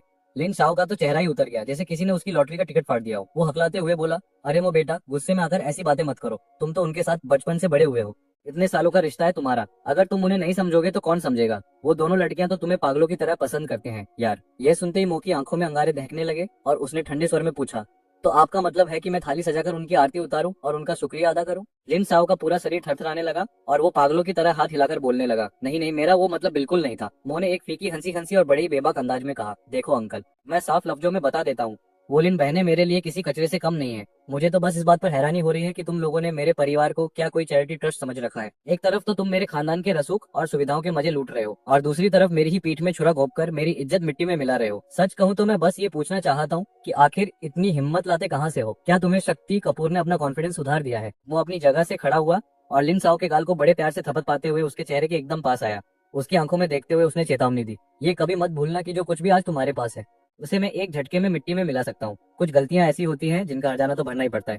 वैसे भी ये सब तो बस बिजनेस का एक छोटा सा हिस्सा है। तुम्हारी इतनी बड़ी औकात नहीं है कि मैं तुम्हें बर्बाद करने के लिए अपनी नींद खराब करूं। अब अपना देख लो बेटा, क्योंकि असली तमाशा तो अब शुरू होगा। सच बोलो तो तुमने अभी तक इन लिंग खानदान वालों पर कोई बड़ा सीधा हमला किया ही नहीं था। बस कल रात ऐसे ही मजे मजे में कह दिया था कि अब लिंग परिवार के होने की कोई जरूरत नहीं है। देखो भाई, जब तुम इस लेवल पर पहुंच जाते हो ना, तो तुम्हारी एक हल्की सी बात भी किसी की किस्मत चमका सकती है या फिर उसकी मौत का फरमान बन सकती है। यही तो असली पावर का जलवा है। जैसे एक शेर बस अपनी बॉडी को थोड़ा हिलाए और कोई नन्ही सी चींटी अनजाने में ही कुचली जाए। अब इतनी सुबह सुबह ये रोना धोना देखकर तुम्हें थोड़ी चिढ़ होने लगी थी। तुमने एक थका हुआ चेहरा बनाया और हाथ हिलाते हुए बस इतना कहा कि सुबह सुबह यहाँ आकर मातम मना रहे हैं, मेरा मूड खराब कर दिया, इन सबको यहाँ से बाहर फेंको। बस इतना बोलकर तुम वहाँ से पलट कर निकल लिए। लिंग साओ वहाँ एकदम बुद्ध बनकर खड़ा रह गया और उसका पूरा शरीर गुस्से और डर से कांप रहा था। उसे समझ ही नहीं आ रहा था कि तुम इतने पत्थर दिल कैसे हो गए कि उसके खानदान को एक छोटा सा मौका तक नहीं दिया। वो चिल्ला कर बोला कि मो बेटा, मैंने तुझे अपनी आंखों के सामने बड़ा होते देखा है। वो बेचारा अभी अपना इमोशनल कार्ड खेल रहा था कि गार्ड्स ने उसे दबोच लिया और साथ में उस भाई जी को भी घसीटा जिसका थोबड़ा पहले ही सूजा हुआ था और दांत टूट चुके थे। दोनों को कचरे की तरह मिला के बाहर फेंक दिया गया। टाइगर ने उन्हें जमीन पर लौटते हुए देखा और नफरत से थूक कर जाने लगा। तभी लिंग साओ की बुरी तरह फट गई और वो बेबसी में चिल्लाया कि तुम मेरे साथ ऐसा नहीं कर सकते। अगर तुमने ऐसा किया तो तुम पूरी जिंदगी मेरी बेटी के साथ नहीं रह पाओगे। ये घटिया धमकी सुनते ही वहाँ खड़े बॉडीगार्ड्स की हंसी छूट गई। टाइगर ने अपना सिर पीट लिया कि यार मुझे सच में समझ नहीं आता, तुम्हारी दोनों बेटियां क्या सोने की बनी हैं? ऐसी बकवास करते हुए क्या तुम्हें जरा भी हंसी नहीं आती?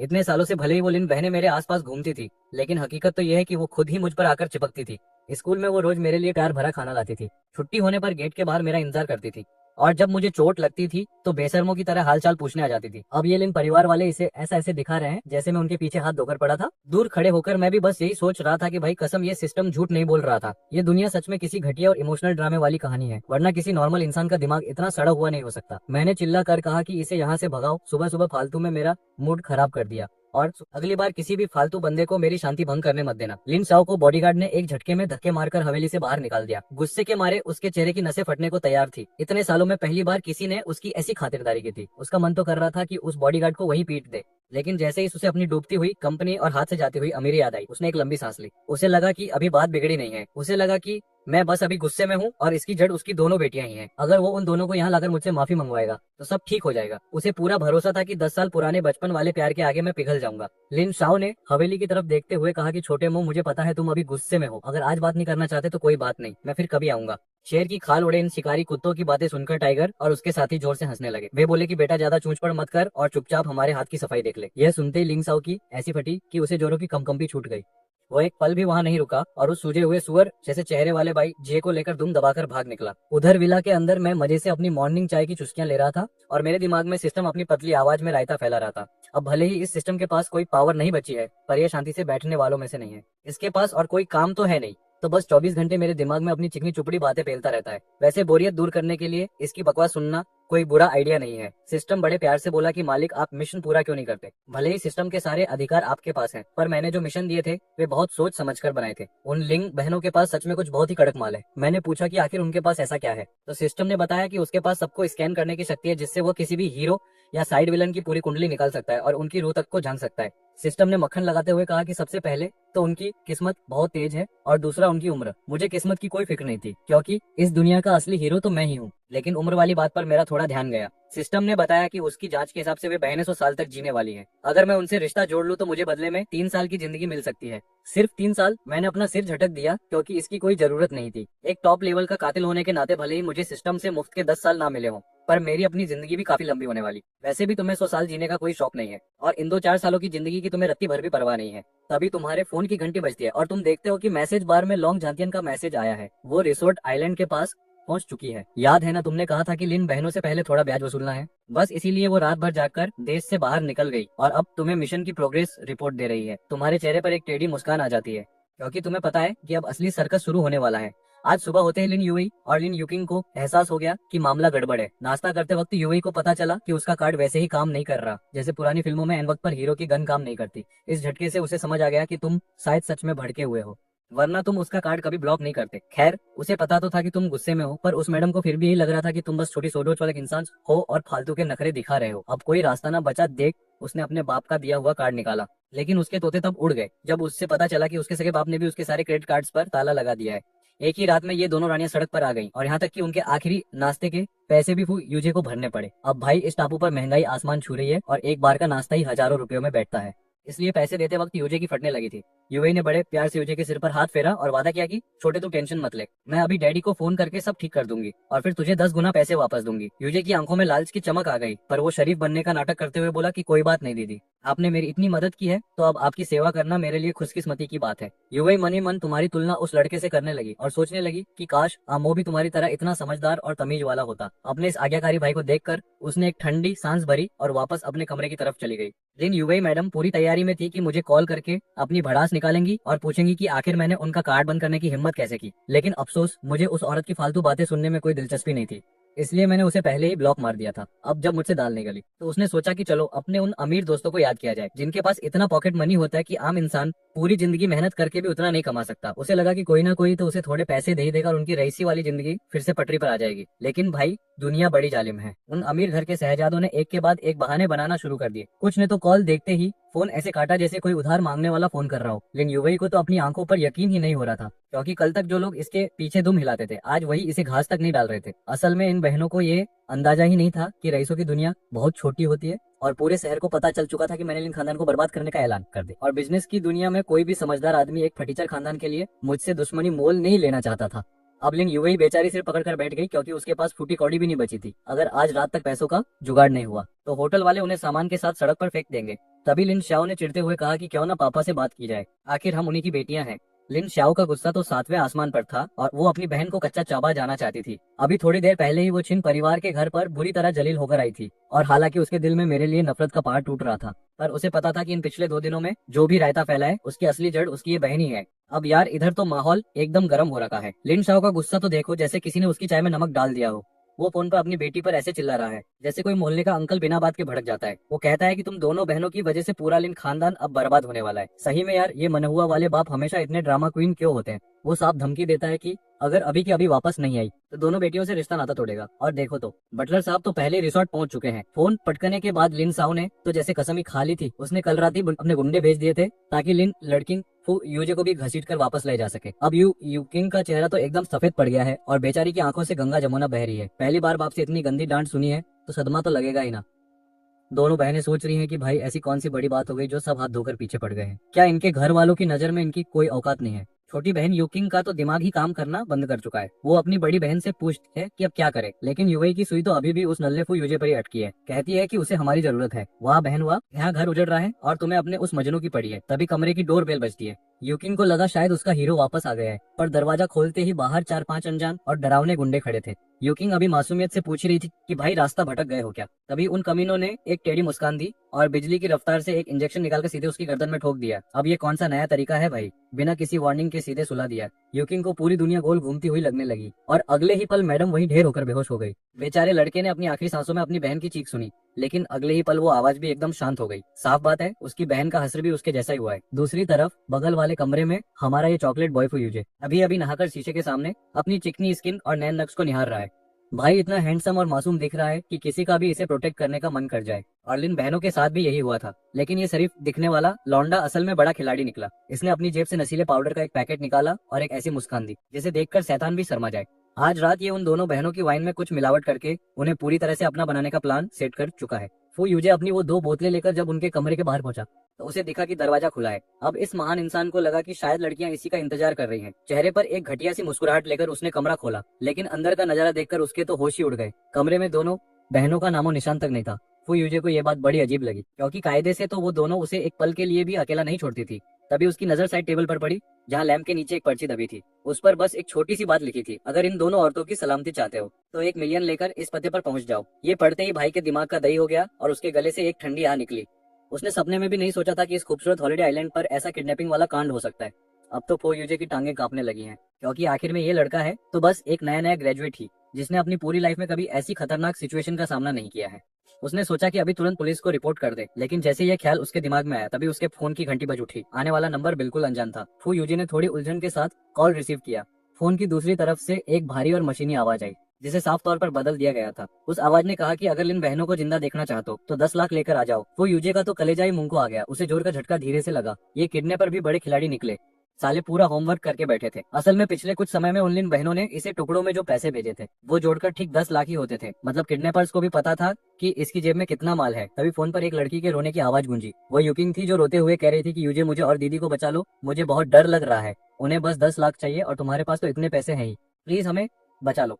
घर पहुंचकर मैं तुम्हारा ये एहसान जरूर उतारूंगी। अब ईमानदारी की बात तो ये है कि फू यूजे पहले ये सोच रहा था कि इन 10 लाख को लेकर रफू चक्कर हो जाए। आखिर एक आम इंसान के लिए 10 लाख कोई छोटी रकम नहीं होती। उसे क्या पड़ी थी कि वो बहने मरे या जिए। लेकिन फिर लिन युवई की बातों ने उसका इरादा बदल दिया। उसने हिसाब लगाया कि अगर आज ये आखिरी बचे हुए 10 लाख दांव पर लगा दिए तो बदले में जो मिलेगा वो 10 लाख से कहीं ज्यादा होगा। क्या पता है एहसान के बदले उसकी इन बहनों में से किसी से शादी हो जाए, फिर तो लिन परिवार की पूरी जायदाद और बिजनेस इसी का होगा।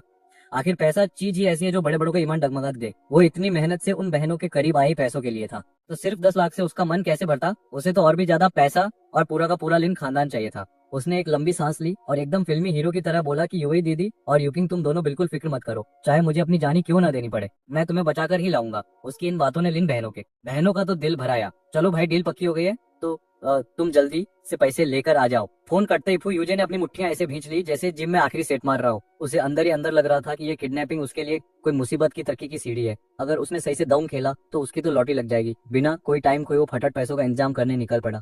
दूसरी तरफ एक अंधेरे और पुराने बेसमेंट में एक काले कपड़ों वाले गुंडे ने फोन रखा। सब रखो, इतना कहकर वो बाहर निकल गया और दरवाजा बाहर से लॉक कर दिया। फिर उसने अपने बॉस के सामने झुककर कहा कि काम हो गया। ये बॉस कोई और नहीं बल्कि अपना लॉन्ग झांतियान था। उसने दरवाजे की तरफ देखकर एक ठंडी सांस ली। उसे समझ नहीं आ रहा था कि आखिर छोटे मालिक ये कौन सा नया नाटक कर रहे हैं। झातियान का स्टाइल तो सीधा है कि भाई जिसे मारना है उसे खानदान समेत खत्म कर दो और बात खत्म करो। लिंग बहनों ने मालिक को परेशान किया है तो उन्हें सीधा ऊपर का टिकट दे देना चाहिए था, और ये फू यूजे तो बस एक ट्रक के नीचे आने की दूरी पर है। फालतू में इतना दिमाग क्यों खपाना। उसने अपना सिर हिलाया और खुद से बोला कि शायद यही मुझ में और मालिक में फर्क है। बड़े खिलाड़ी शायद लोगों के जज्बातों के साथ खेलना ज्यादा पसंद करते हैं।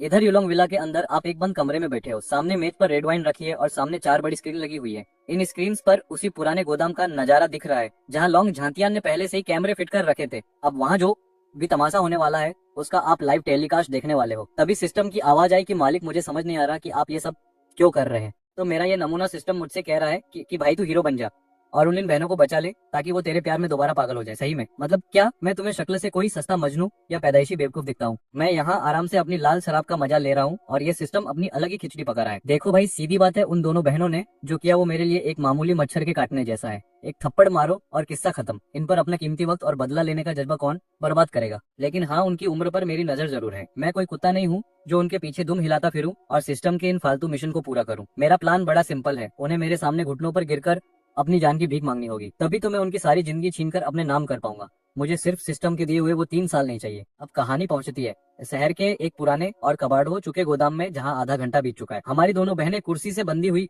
चिल्ला रही हैं कि यूजे हमें बचा लो। तभी दरवाजा खुलता है और एंट्री होती है हमारे महान हीरो फुयूजे की, जिसकी आंखों पर पट्टी बंदी है और कुछ नकाबपोश गुंडे उसे पकड़ कर ला रहे हैं। लिन यूकिंग तो डर के मारे ऐसे रो रही है जैसे किसी ने उसकी चॉकलेट छीन ली हो। वही दूसरी तरफ लिन यूई अपने होंठ चबाते हुए सोच रही है कि शुक्र है फुयूजे साथ है, वरना आज तो इनका राम नाम सत्य हो जाता। फुयूजे ने उन्हें देखकर एक ऐसी स्माइल दी जैसे वो कोई सूट की फिल्म का हीरो हो और गुंडों के बॉस लोंग झांतियान से कहा कि भाई मैं पैसे ले आया हूँ, अब इन लड़कियों को जाने दो। लोंग झांतियान ने भी बड़े मजे में कंधे उचकाए और कहा कि हाँ क्यों नहीं, हमें तो बस पैसों से मतलब है। लोंग झांतिया तो बड़ा उसूलों वाला आदमी निकला। अपने मास्क के पीछे एक टेढ़ी मुस्कान दबाते हुए उसने अपने चेले को इशारा किया कि जाओ और कैदी को छोड़ दो। पर जैसे ही वो चेला इन बहनों के पास पहुंचा, उसके कदम अचानक रुक गए। सबकी नजरों के सामने वो मुस्कुराते हुए बोला, बॉस इनमें से छोड़ना किसको है? ये सुनते ही फू यूजे और उन बहनों का तो जैसे दिल ही बैठ गया। फू यूजे ने अपना थूक निकलते हुए बड़ी सावधानी से पूछा, ओ भाई साहब, आपके कहने का मतलब क्या है? लोंग झांतिया ने बड़े ठंडे अंदाज में जवाब दिया, भाई सीधा सा मतलब है किसी एक को चुन ले, इन दोनों औरतों में से किसे आजाद करना है। फू यूजे की तो आंखें फटी की फटी रह गई और वो चिल्लाया, पर मैंने तो पूरे 1 मिलियन दिए हैं। लोंग झांतिया ने एक कमीनी हंसी के साथ कहा, हाँ भाई 1 मिलियन तो तूने दिए हैं,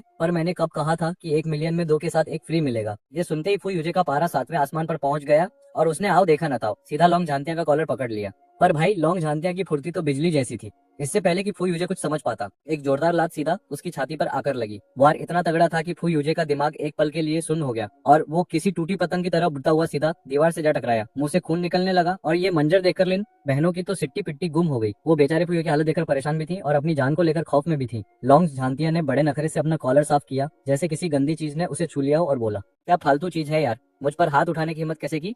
उसने अपने पीछे खड़े गुंडों को इशारा किया कि जाओ और इस नमूने की एक टांग तोड़ दो। अब जाकर उस अधमरे फुयूजे को समझ आया कि वो किसी फिल्म का हीरो नहीं है। उसे अब याद आया कि उसके सामने खड़ा यह आदमी कोई शरीफ इंसान नहीं, बल्कि खून का प्यासा दरिंदा है। और ये उसका अपना देश नहीं, बल्कि सरहद के पार वो इलाका है जहाँ सिर्फ मौत का कानून चलता है और ये लोग अपनी उंगलियों पर खून लेकर घूमते हैं। अरे भाई भाई भाई, गलती हो गई, माफ कर दो। ये फुयूजे जमीन पर गिरकर ऐसे रहम की भीख मांग रहा है जैसे महीने की आखिरी तारीख को एम्प्लॉय अपने बॉस से सैलरी मांग रहा हो। पर हमारे लोंग झांतियान के चेले चपातों को दया माया से क्या लेना देना। उन्होंने एक मोटा सा लोहे का पाइप उठाया और फुयूजे की टांग पर ऐसा तगड़ा शॉट जड़ा कि पूरे कबाड़ खाने में उसकी ऐसी चीख गूंजी जैसे किसी ने बिना सुन्न किए उसका ऑपरेशन कर दिया हो। हालत इतनी खराब थी कि बेचारी लिन बहनें तो डर के मारे ये नजारा देख तक नहीं पा रही थी। कुछ ही मिनटों में फुयूजे का कचूमर निकल गया। अब लोंग झांतियान ने अपना बीपी हाई करते हुए कहा, अबे ओए मेरा टाइम खोटी मत कर, जल्दी चुन। सिर्फ 10 लाख का बजट है तो एक ही माल मिलेगा। देख भाई, हम तो ठहरे शरीफ बिजनेसमैन, जुबान के पक्के हैं, जल्दी चुन ले वरना तुम सब यहीं परमानेंट टाटा बाय बाय हो जाओगे। घड़ी की सुइयां भाग रही थी और लोंग झांतियान की नकाब के पीछे वाली आंखों में साक्षात यमराज नजर आ रहे थे। उसे देखते फुयूजे की ऐसी फटी कि उसे समझ आ गया कि यहाँ कोई मोल भाव नहीं चलने वाला। अब साला असली धर्म संकट तो ये है कि लिन यूई को बचाए लिन यूकिंग को। किसी एक को चुनना मतलब दूसरी को सीधा नर्क का वीआईपी टिकट थमाना है।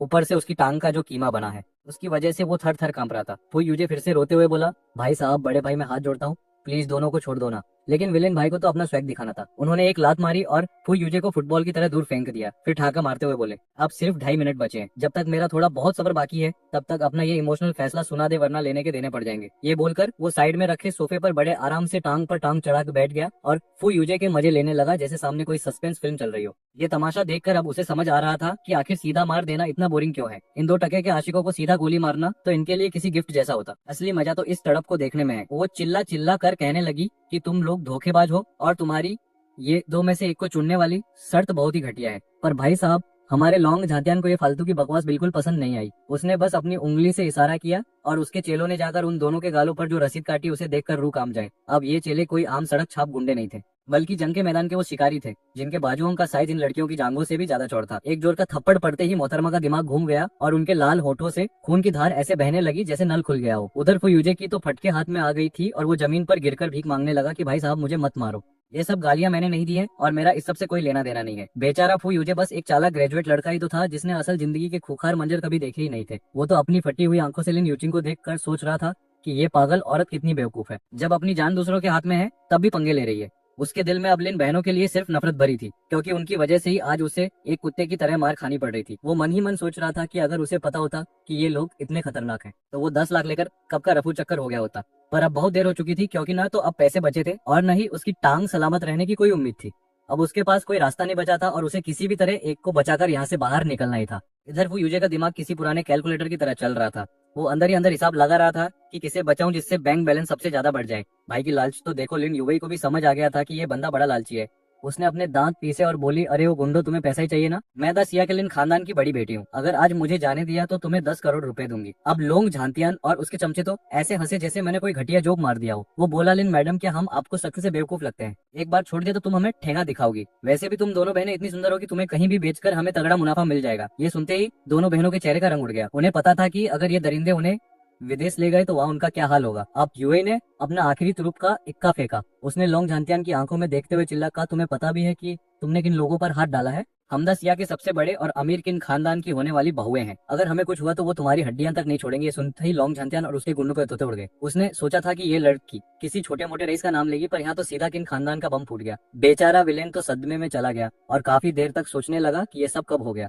ये लिन युवई तो ऐसे बात कर रही है जैसे पूरे शहर की रजिस्ट्री इसी के नाम हो। मतलब भाई, बंदी की हिम्मत तो देखो, ये सच में किन खानदान का नाम इस्तेमाल करके अपनी धाक जमाने की कोशिश कर रही है। क्या इसे सच में याद नहीं है कि इसने खुद क्या कांड किए हैं? लोंग झांतियन को थोड़ी देर के लिए चुप देखकर लिन युवई को लगा कि उसका दांव चल गया है। उसे लगा कि किन खानदान का नाम सुनकर अच्छे अच्छे लोगों की पैंट गीली हो जाती है, चाहे वो देश में या विदेश में छुट्टी मना रहे हो। अब जब शेर चुप था तो ये बिल्ली और भी ज्यादा उछलने लगी। उसने सोचा कि लोहा गर्म है, हथौड़ा मार ही देती हूँ। पास खड़ी लिन युकिंग को भी डूबते को तिनके का सहारा मिल गया। वो भी चिल्लाने लगी कि हाँ, हमें छोड़ दो वरना हमारे मुंह भैया तुम्हें कच्चा चबा जाएंगे। और ये फू यूजे भाई तो अलग ही लेवल का नमूना है। अपनी जान बचाने के लिए ये भी कहने लगा कि हाँ भाई, मैं भी किन खानदान के वजीफे पर पला हुआ स्टूडेंट हूँ, मेरा उनसे बड़ा गहरा रिश्ता है। प्लीज किन खानदान की इज्जत का वास्ता हमें छोड़ दो। लोंग झांतियन को इन लोगों की बकवास सुनकर इतनी हंसी आई कि वो अपनी कुर्सी से उठ खड़ा हुआ और तालियां बजाने लगा। वो लिन युवई के पास जाकर उसके चेहरे के एकदम करीब झुक गया और बोला कि अच्छा, तो तुम किन खानदान की होने वाली बहू हो?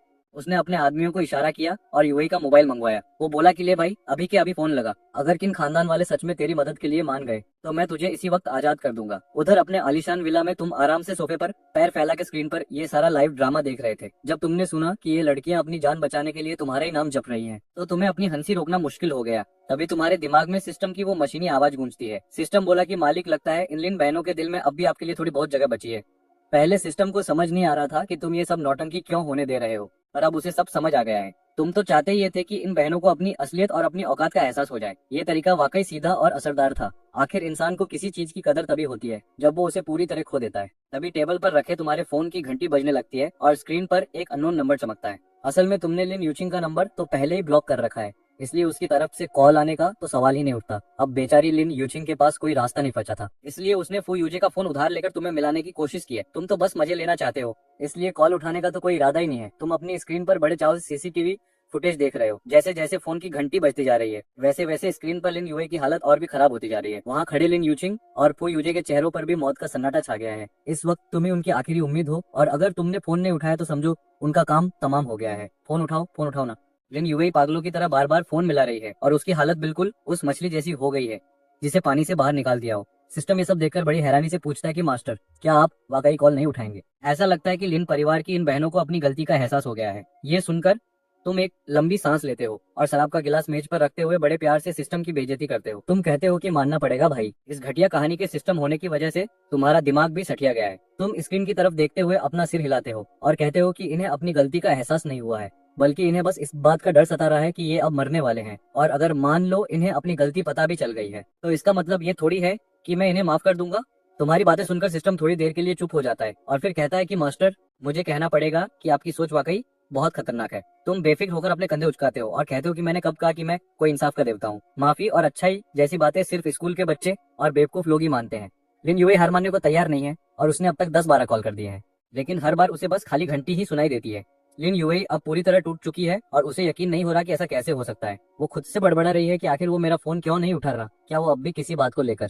अरे यार, इस लिन यूई को देखो, बंदी की जान पर बनी है और इसे लग रहा है कि सामने वाला हीरो छोटी सी बात पर नखरे दिखा रहा है। इसे लगता है कि जब ये इतनी बड़ी मुसीबत में है तो वो भाई साहब ही इकलौते सहारा है और उन्हें पुरानी नाराजगी भूल कर फोन उठा लेना चाहिए। मतलब देख रहे हो ऑथर का लॉजिक। बंदी मन ही मन कह रही है कि अरे हम बहनों का उसको यूजे के साथ कोई चक्कर नहीं है, फिर भी ये लड़का शक की बीमारी पालकर क्यों बैठा है। लिन युवई ने उस गुंडे लोंग झातियान के आगे गिड़गिड़ाते हुए कहा कि भैया प्लीज एक बार और ट्राई करने दो, इस बार मेरा मुंह भाई पक्का फोन उठा लेगा। पर झातियान का पारा तो 7वें आसमान पर था। उसने बिना कुछ सोचे घुमा के एक जोरदार चांटा रसीद कर दिया। बोला, तो तू ही है वो किन खानदान की होने वाली बहू। लिन युवई तो चारों खाने चित होकर जमीन पर जा गिरी, पर विलेन भाई का मन इतने से कहाँ भरने वाला था। उसने दूसरा हाथ भी साफ कर दिया और एक और थप्पड़ चिपका दिया। बोला, मैं भी सोचूं कि मुझे शहर के सबसे बड़े किन फैमिली के वारिस की सगाई की खबर क्यों नहीं मिली। तू तो साला सबको चूना लगा रही थी। झातियान ने खड़े होकर अपनी कलाई घुमाई और बोला कि चलो भाई ये फालतू की नौटंकी बंद करो, मुझे तुम लोगों की ये घटिया एक्टिंग देखने का कोई शौक नहीं है। फिर उसने दूसरी तरफ खौफ में डूबे उस फू यूजे को देखा और कड़क आवाज में पूछा, क्यों छोटे, फैसला कर लिया या अभी भी दिमाग के घोड़े दौड़ा रहा है?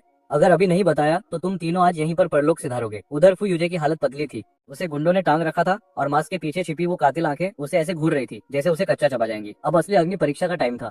फू यूजे थर-थर कांप रहा था और उसकी फटी हुई नजरें कभी लिन युवई पर तो कभी लिन युकिंग पर जा रही थी। बेचारा समझ नहीं पा रहा था कि किसकी जान बचाओ किसकी बलि चढ़ाए। झांतियान ने 3 तक की उल्टी गिनती शुरू कर दी और माहौल ऐसा जम गया जैसे किसी ने ऑक्सीजन ही खींच ली हो। जमीन पर पड़ी लिन युवई खौफ के मारे उठने की कोशिश तो कर रही थी, पर मौत को इतने करीब देखकर उसके शरीर ने पूरी तरह जवाब दे दिया था। मौत के सामने जब चॉइस करने की बारी आती है ना, तब इंसान अपनी असली औकात पे आ जाता है। अगर यहाँ कोई पीछे छूट गया तो उसका अंजाम क्या होगा ये सब जानते हैं। इन ठड़की मर्दों का खिलौना बनना और बिकना मौत से भी होने वाला था। यूकिंग भी बुरा नर्क होने वाला था। लिन यूकिंग भी बुरी तरह डरी हुई थी। उसे बस यही उम्मीद थी कि फू यूजे उसे चुन ले, प्लीज मुझे चुन लो। तो बड़ी दीदी लिन यूए अचानक चिल्लाई कि यूजे मुझे चुनो, लिन खानदान की बड़ी बेटी और असली वारिस में। तो मैं अपनी छोटी बहन से कहीं ज्यादा प्यार करती हूँ। मतलब वाह दीदी वाह, क्या पलटी मारी है। ये सुनकर युकिंग के पैरों तले जमीन खिसक गई। उसने अपनी बंद आंखें झटके से खोली और अपनी सगी बहन को ऐसे देखने लगी जैसे उसे यकीन ही ना हो रहा हो। और हमारे मजनू फू यूजे ने भी आखिर में अपना फैसला सुना ही दिया। उसने कहा कि मैं यूएई दी को चुनता हूँ। और बस लिन यूएई को तुरंत हम हुए उस काल कोठरी से बाहर निकल गया। वो फू यूजे का सहारा लेकर कामते हुए उस काल कोठरी से बाहर निकल गई। लिन युकिंग वही कुर्सी पर बंदी रह गई। उसकी आंखों की चमक गायब हो चुकी थी और दिल में अंधेरा छा गया था। पर इसकी कीमत यह थी कि युकिंग को हमेशा के लिए उसने भाई आजा धीरे धीरे बंद हुआ और प्यारा बॉयफ्रेंड फू यूजे पर छोड़ दिया गया। उधर यूलोंग मेसन के अंदर एक बड़ी सी मॉनिटर स्क्रीन पर लिन यूकिंग का चेहरा साफ दिख रहा था।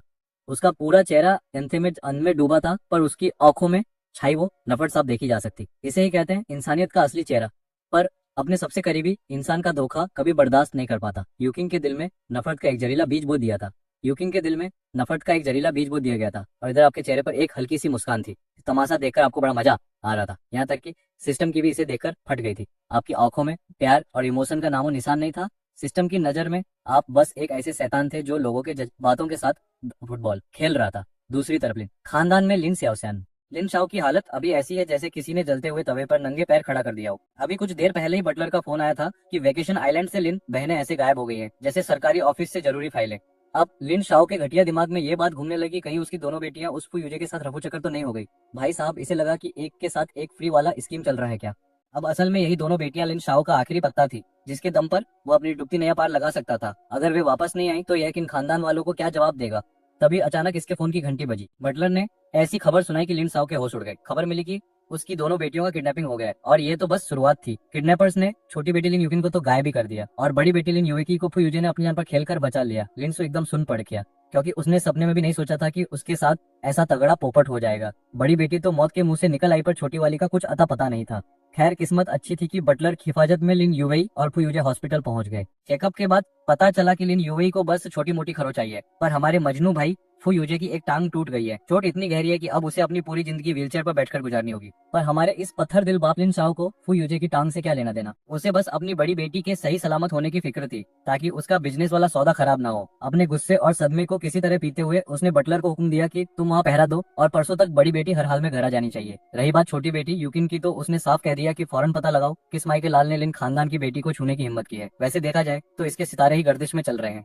कंपनी डूबने की कगार पर है, छोटी बेटी गायब हो गई और इसकी बीवी वो यिंगशुए को किन परिवार वालों ने जो बेइज्जती का प्रसाद दिया है, उसे याद करके तो किसी का भी कलेजा फट जाए। सारा सियापा इन दो दिमाग से पैदल लड़कियों की वजह से हुआ है। अगर ये उस भिखारी फू यूजे के साथ छुट्टियां मनाने नहीं जाती तो आज ये दिन ही देखना पड़ता। बाप बेचारा अंदर ही अंदर फू यूजे की बोटी बोटी काटने का सोच रहा है, पर अब मजबूरी है कि जो रायता फैल गया है उसे कैसे समेटा जाए। इधर आइलैंड के अस्पताल में जैसे ही मैनेजर बाहर फोन करने गया तो कमरे में मौजूद लिन यूएई बड़े ध्यान से फू यूजे को ऐसे घूरने लगी जैसे कोई सास अपनी बहू को घूरती है। यूएई को पता है कि मामला गंभीर है, इसलिए वो तुरंत अपना झूठ वाला स्क्रिप्ट रेडी कर लेती है। उसने एक मस्त फिल्मी कहानी बनाई जिसमें हीरो को कोई चॉइस नहीं दी गई थी। कहानी ये थी कि गुंडे दोनों को किसी ऐसी जगह भेजने वाले थे जहाँ से वापसी मुमकिन नहीं थी, पर तभी हमारा ये मजनू बीच में कूद पड़ा। इसने अपनी टांग तुड़वा ली पर यूएई को बचा लिया और बेचारी यूचिन को गुंडे अपने साथ उठा ले गए। अब ये इतना बड़ा सफेद झूठ इसलिए बोल रही है क्योंकि अगर सबको पता चल गया कि इसने अपनी सगी बहन को खाई में धक्का दिया है तो इसकी प्रॉपर्टी और इज्जत दोनों का स्वाहा हो जाएगा। वैसे तो ये अपनी बहन से प्यार करती है, पर तभी तक जब तक उसकी अपनी गद्दी खतरे में ना आए। अब बहन बहन नहीं रही बल्कि इसके रास्ते का पत्थर बन गई है।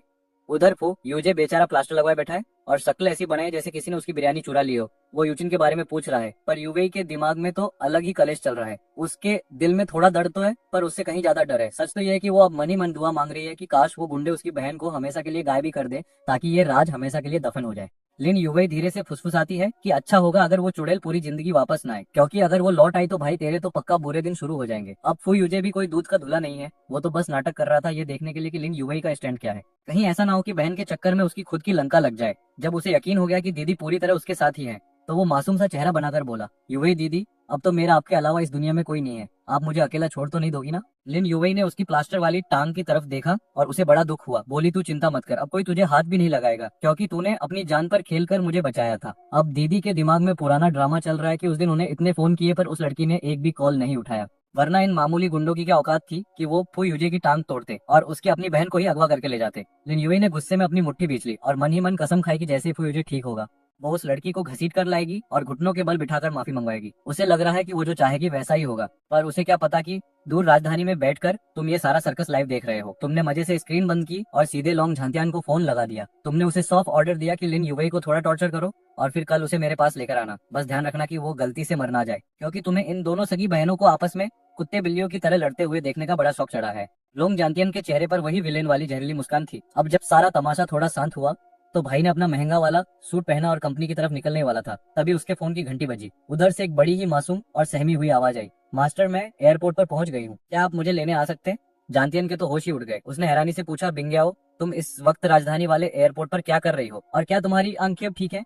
फोन के उस तरफ से लड़की की चहकती हुई आवाज आई। उसने कहा, मास्टर आपकी मेहरबानी से आपने जो एक्सपर्ट डॉक्टर भेजे थे वो बहुत ही कमाल के निकले, अब मुझे सब कुछ साफ दिखाई दे रहा है। तभी अचानक जानतियन के दिमाग में सिस्टम का नोटिफिकेशन बजा, जैसे किसी फालतू यूट्यूब वीडियो के बीच में ऐड आ गया हो। सिस्टम ने बताया कि इस लड़की का नाम सिया बिंग्याओ है और इस शंघाई के बहुत ही भारी दुख भरी कहानी की हीरोइन है। ये शंघाई के बहुत बड़े रईस सिया होंगजुन की असली बेटी है। इसकी किस्मत तो हमारे यहाँ के पुराने सीरियल से भी ज्यादा खराब रही है। 18 साल पहले जब सिया होंगजुन की पत्नी सुचिविया ने इसे जन्म दिया तो उनकी एक जलने वाली सहेली ने अपनी बेटी को बिंग्याओ के साथ बदल दिया था।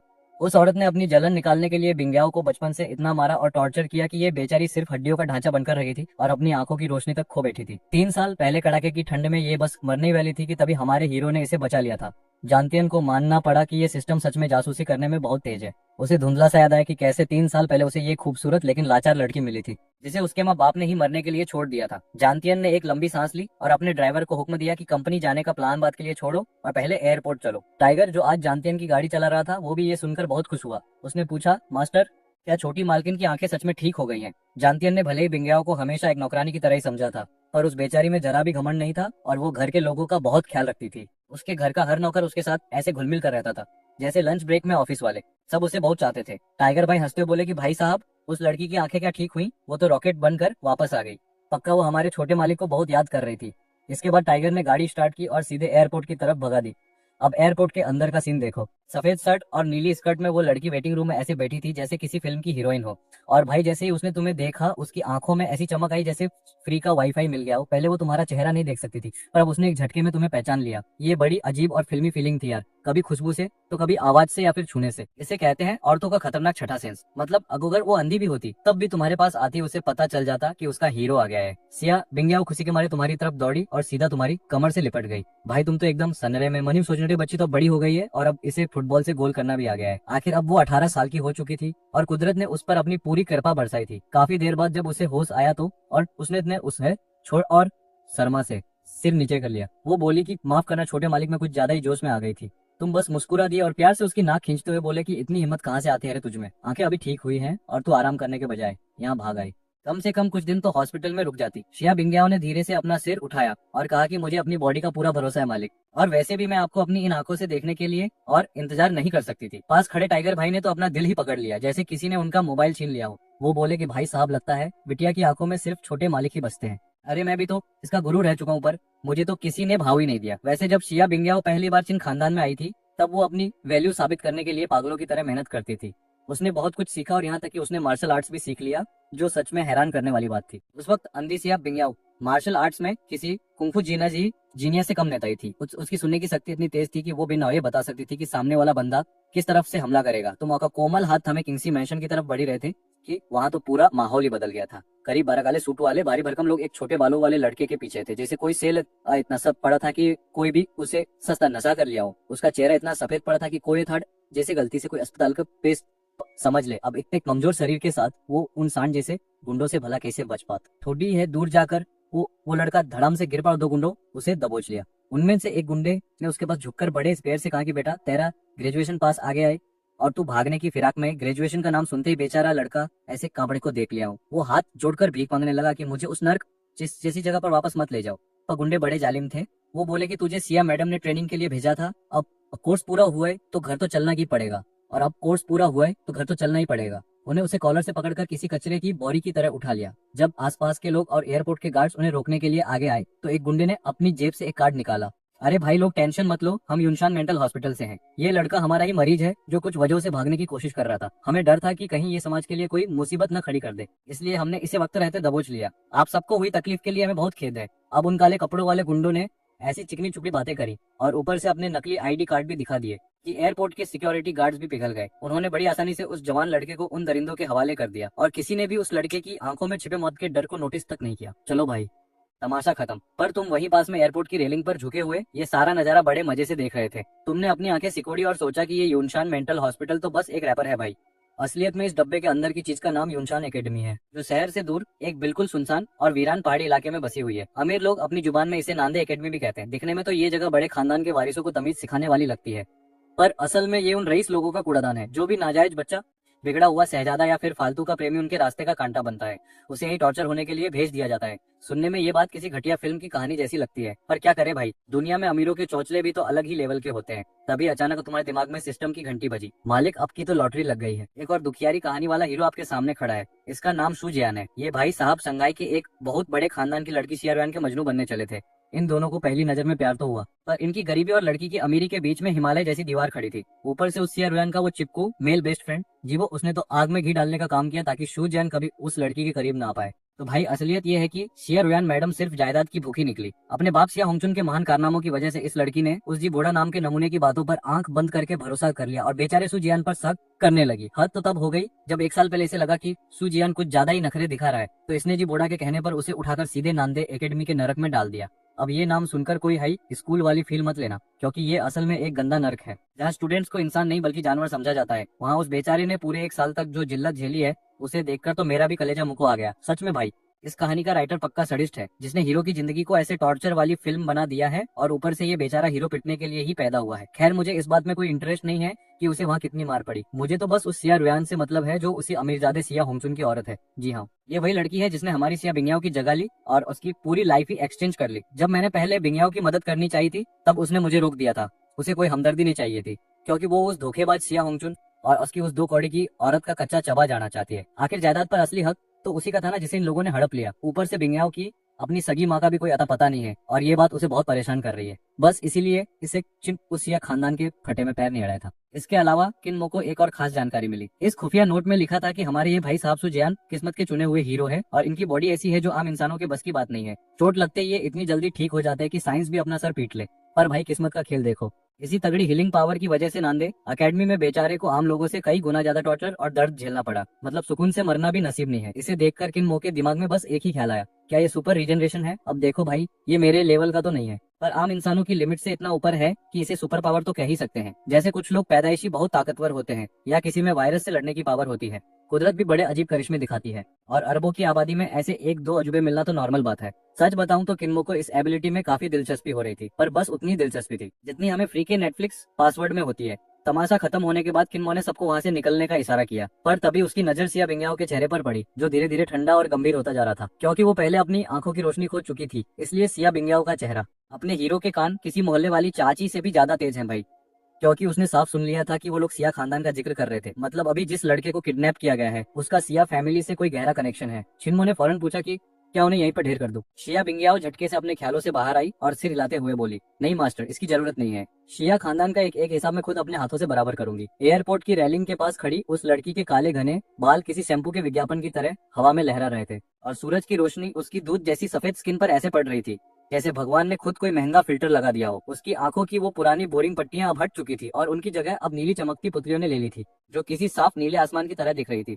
रोशनी वापस आने के बाद उसकी आंखों में ये बदलाव परमानेंट हो गया था, पर छिन्मो को उसका ये नया लुक पहले से कहीं ज्यादा कूल लग रहा था। हालांकि उन आंखों में इस वक्त प्यार नहीं बल्कि नफरत की एक तगड़ी आग धधक रही थी, जैसे किसी साउथ की फिल्म का बदला वाला सीन चल रहा हो। छिन्मो को उसका ये कड़क मिजाज और एटीट्यूड बड़ा पसंद आया, क्योंकि उसे भी ऐसी तेवर वाली लड़कियां जमती हैं। वो मुस्कुराते हुए बोला, बहुत बढ़िया, अब चलो पहले मेरे साथ। चलो, कंपनी से होकर आता हूँ, फिर रात को तुम्हारी पसंदीदा रोस्टेड डक खाएंगे।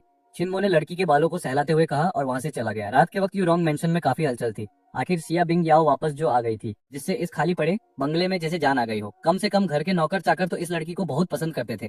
फिर मौज मस्ती खत्म हुई और जब छिन्मो अपने कमरे में सोने पहुंचा तो बेचारा हैरान रह गया। हमारी ये डरी सहमी सी लड़की एकदम मासूम बनकर उसके बिस्तर में घुसी हुई थी। मतलब भाई, इन मानुआ कहानियों में लड़कियों को सिक्योरिटी की इतनी कमी होती है कि उन्हें लगता है हीरो का बिस्तर गर्म करना ही दुनिया का सबसे महान काम है। छिन्मो मुस्कुराया और बोला, अरे अब तो तुम बड़ी हो गई हो, क्या अब भी बेड गर्म करने वाला ये पुराना बहाना चलेगा? शिया बिंग याओ ने रजाई से अपना आधा चेहरा छुपा लिया और सिर्फ अपनी वो बड़ी बड़ी आंखें बाहर रखी। वो कांपती आवाज में बोली, ये तो शिया का काम है मालिक। आपको बहुत ठंड लगती है, इसलिए किसी को तो बिस्तर गर्म करना ही पड़ेगा ना। अब सिया को भी पता था कि जवान होने के बाद ऐसी हरकतें करना थोड़ा अजीब है, पर क्या करे, उसके लिए छिन्मो ही उसका सब कुछ था और इस पूरी दुनिया में उससे अच्छा इंसान कोई नहीं था। शिया मदहोश होकर छिन्मो के लिए बिस्तर गर्म करते हुए वहीं लेटी रही। अंधेरे भरे दिनों में वही उसके लिए एक लौती सुकून वाली गर्माहट थी। छिन्मो ने सिया बिंग याओ की तरफ देखकर एक प्यारी सी मुस्कान दी और बिना कुछ बोले बस रही तानकर उसके पास लेट गया। पुरानी आदतों की तरह सिया किसी चिपको बिल्ली की तरह छिन्मो के साथ सट गया। पुरानी अगोरा हौसलों से उसकी कमर को की तरह छिन्मो के सकड़ लिया। पतले से कपड़ों के पार उसे छिन्मो की लोहे जैसी सख्त मसल्स साफ महसूस हो रही थी। अब सिया का चेहरा तो शर्म से लाल हो ही रहा था, लेकिन छिन्मो के भी तौते उठ चुके थे, क्योंकि ये नन्ही सी जान अब काफी बड़ी हो गई है। जब वो छिन्मो से चिपकी तो उसे दो दबे हुए गुब्बारों जैसा एहसास हुआ। 3 साल पहले की तुलना में भाई अब तो मामला ही बदल चुका था। छिन्मो की बॉडी का टेम्परेचर बढ़ता देख सिया ने अपना चेहरा ऊपर उठाया और पूछा कि मालिक, क्या आपको अच्छा नहीं लग रहा है? इससे पहले कि छिन्मो कुछ जवाब दे पाता, सिया ने दबी आवाज में कहा कि अगर आप है तो मैं हर चीज के लिए तैयार हूँ।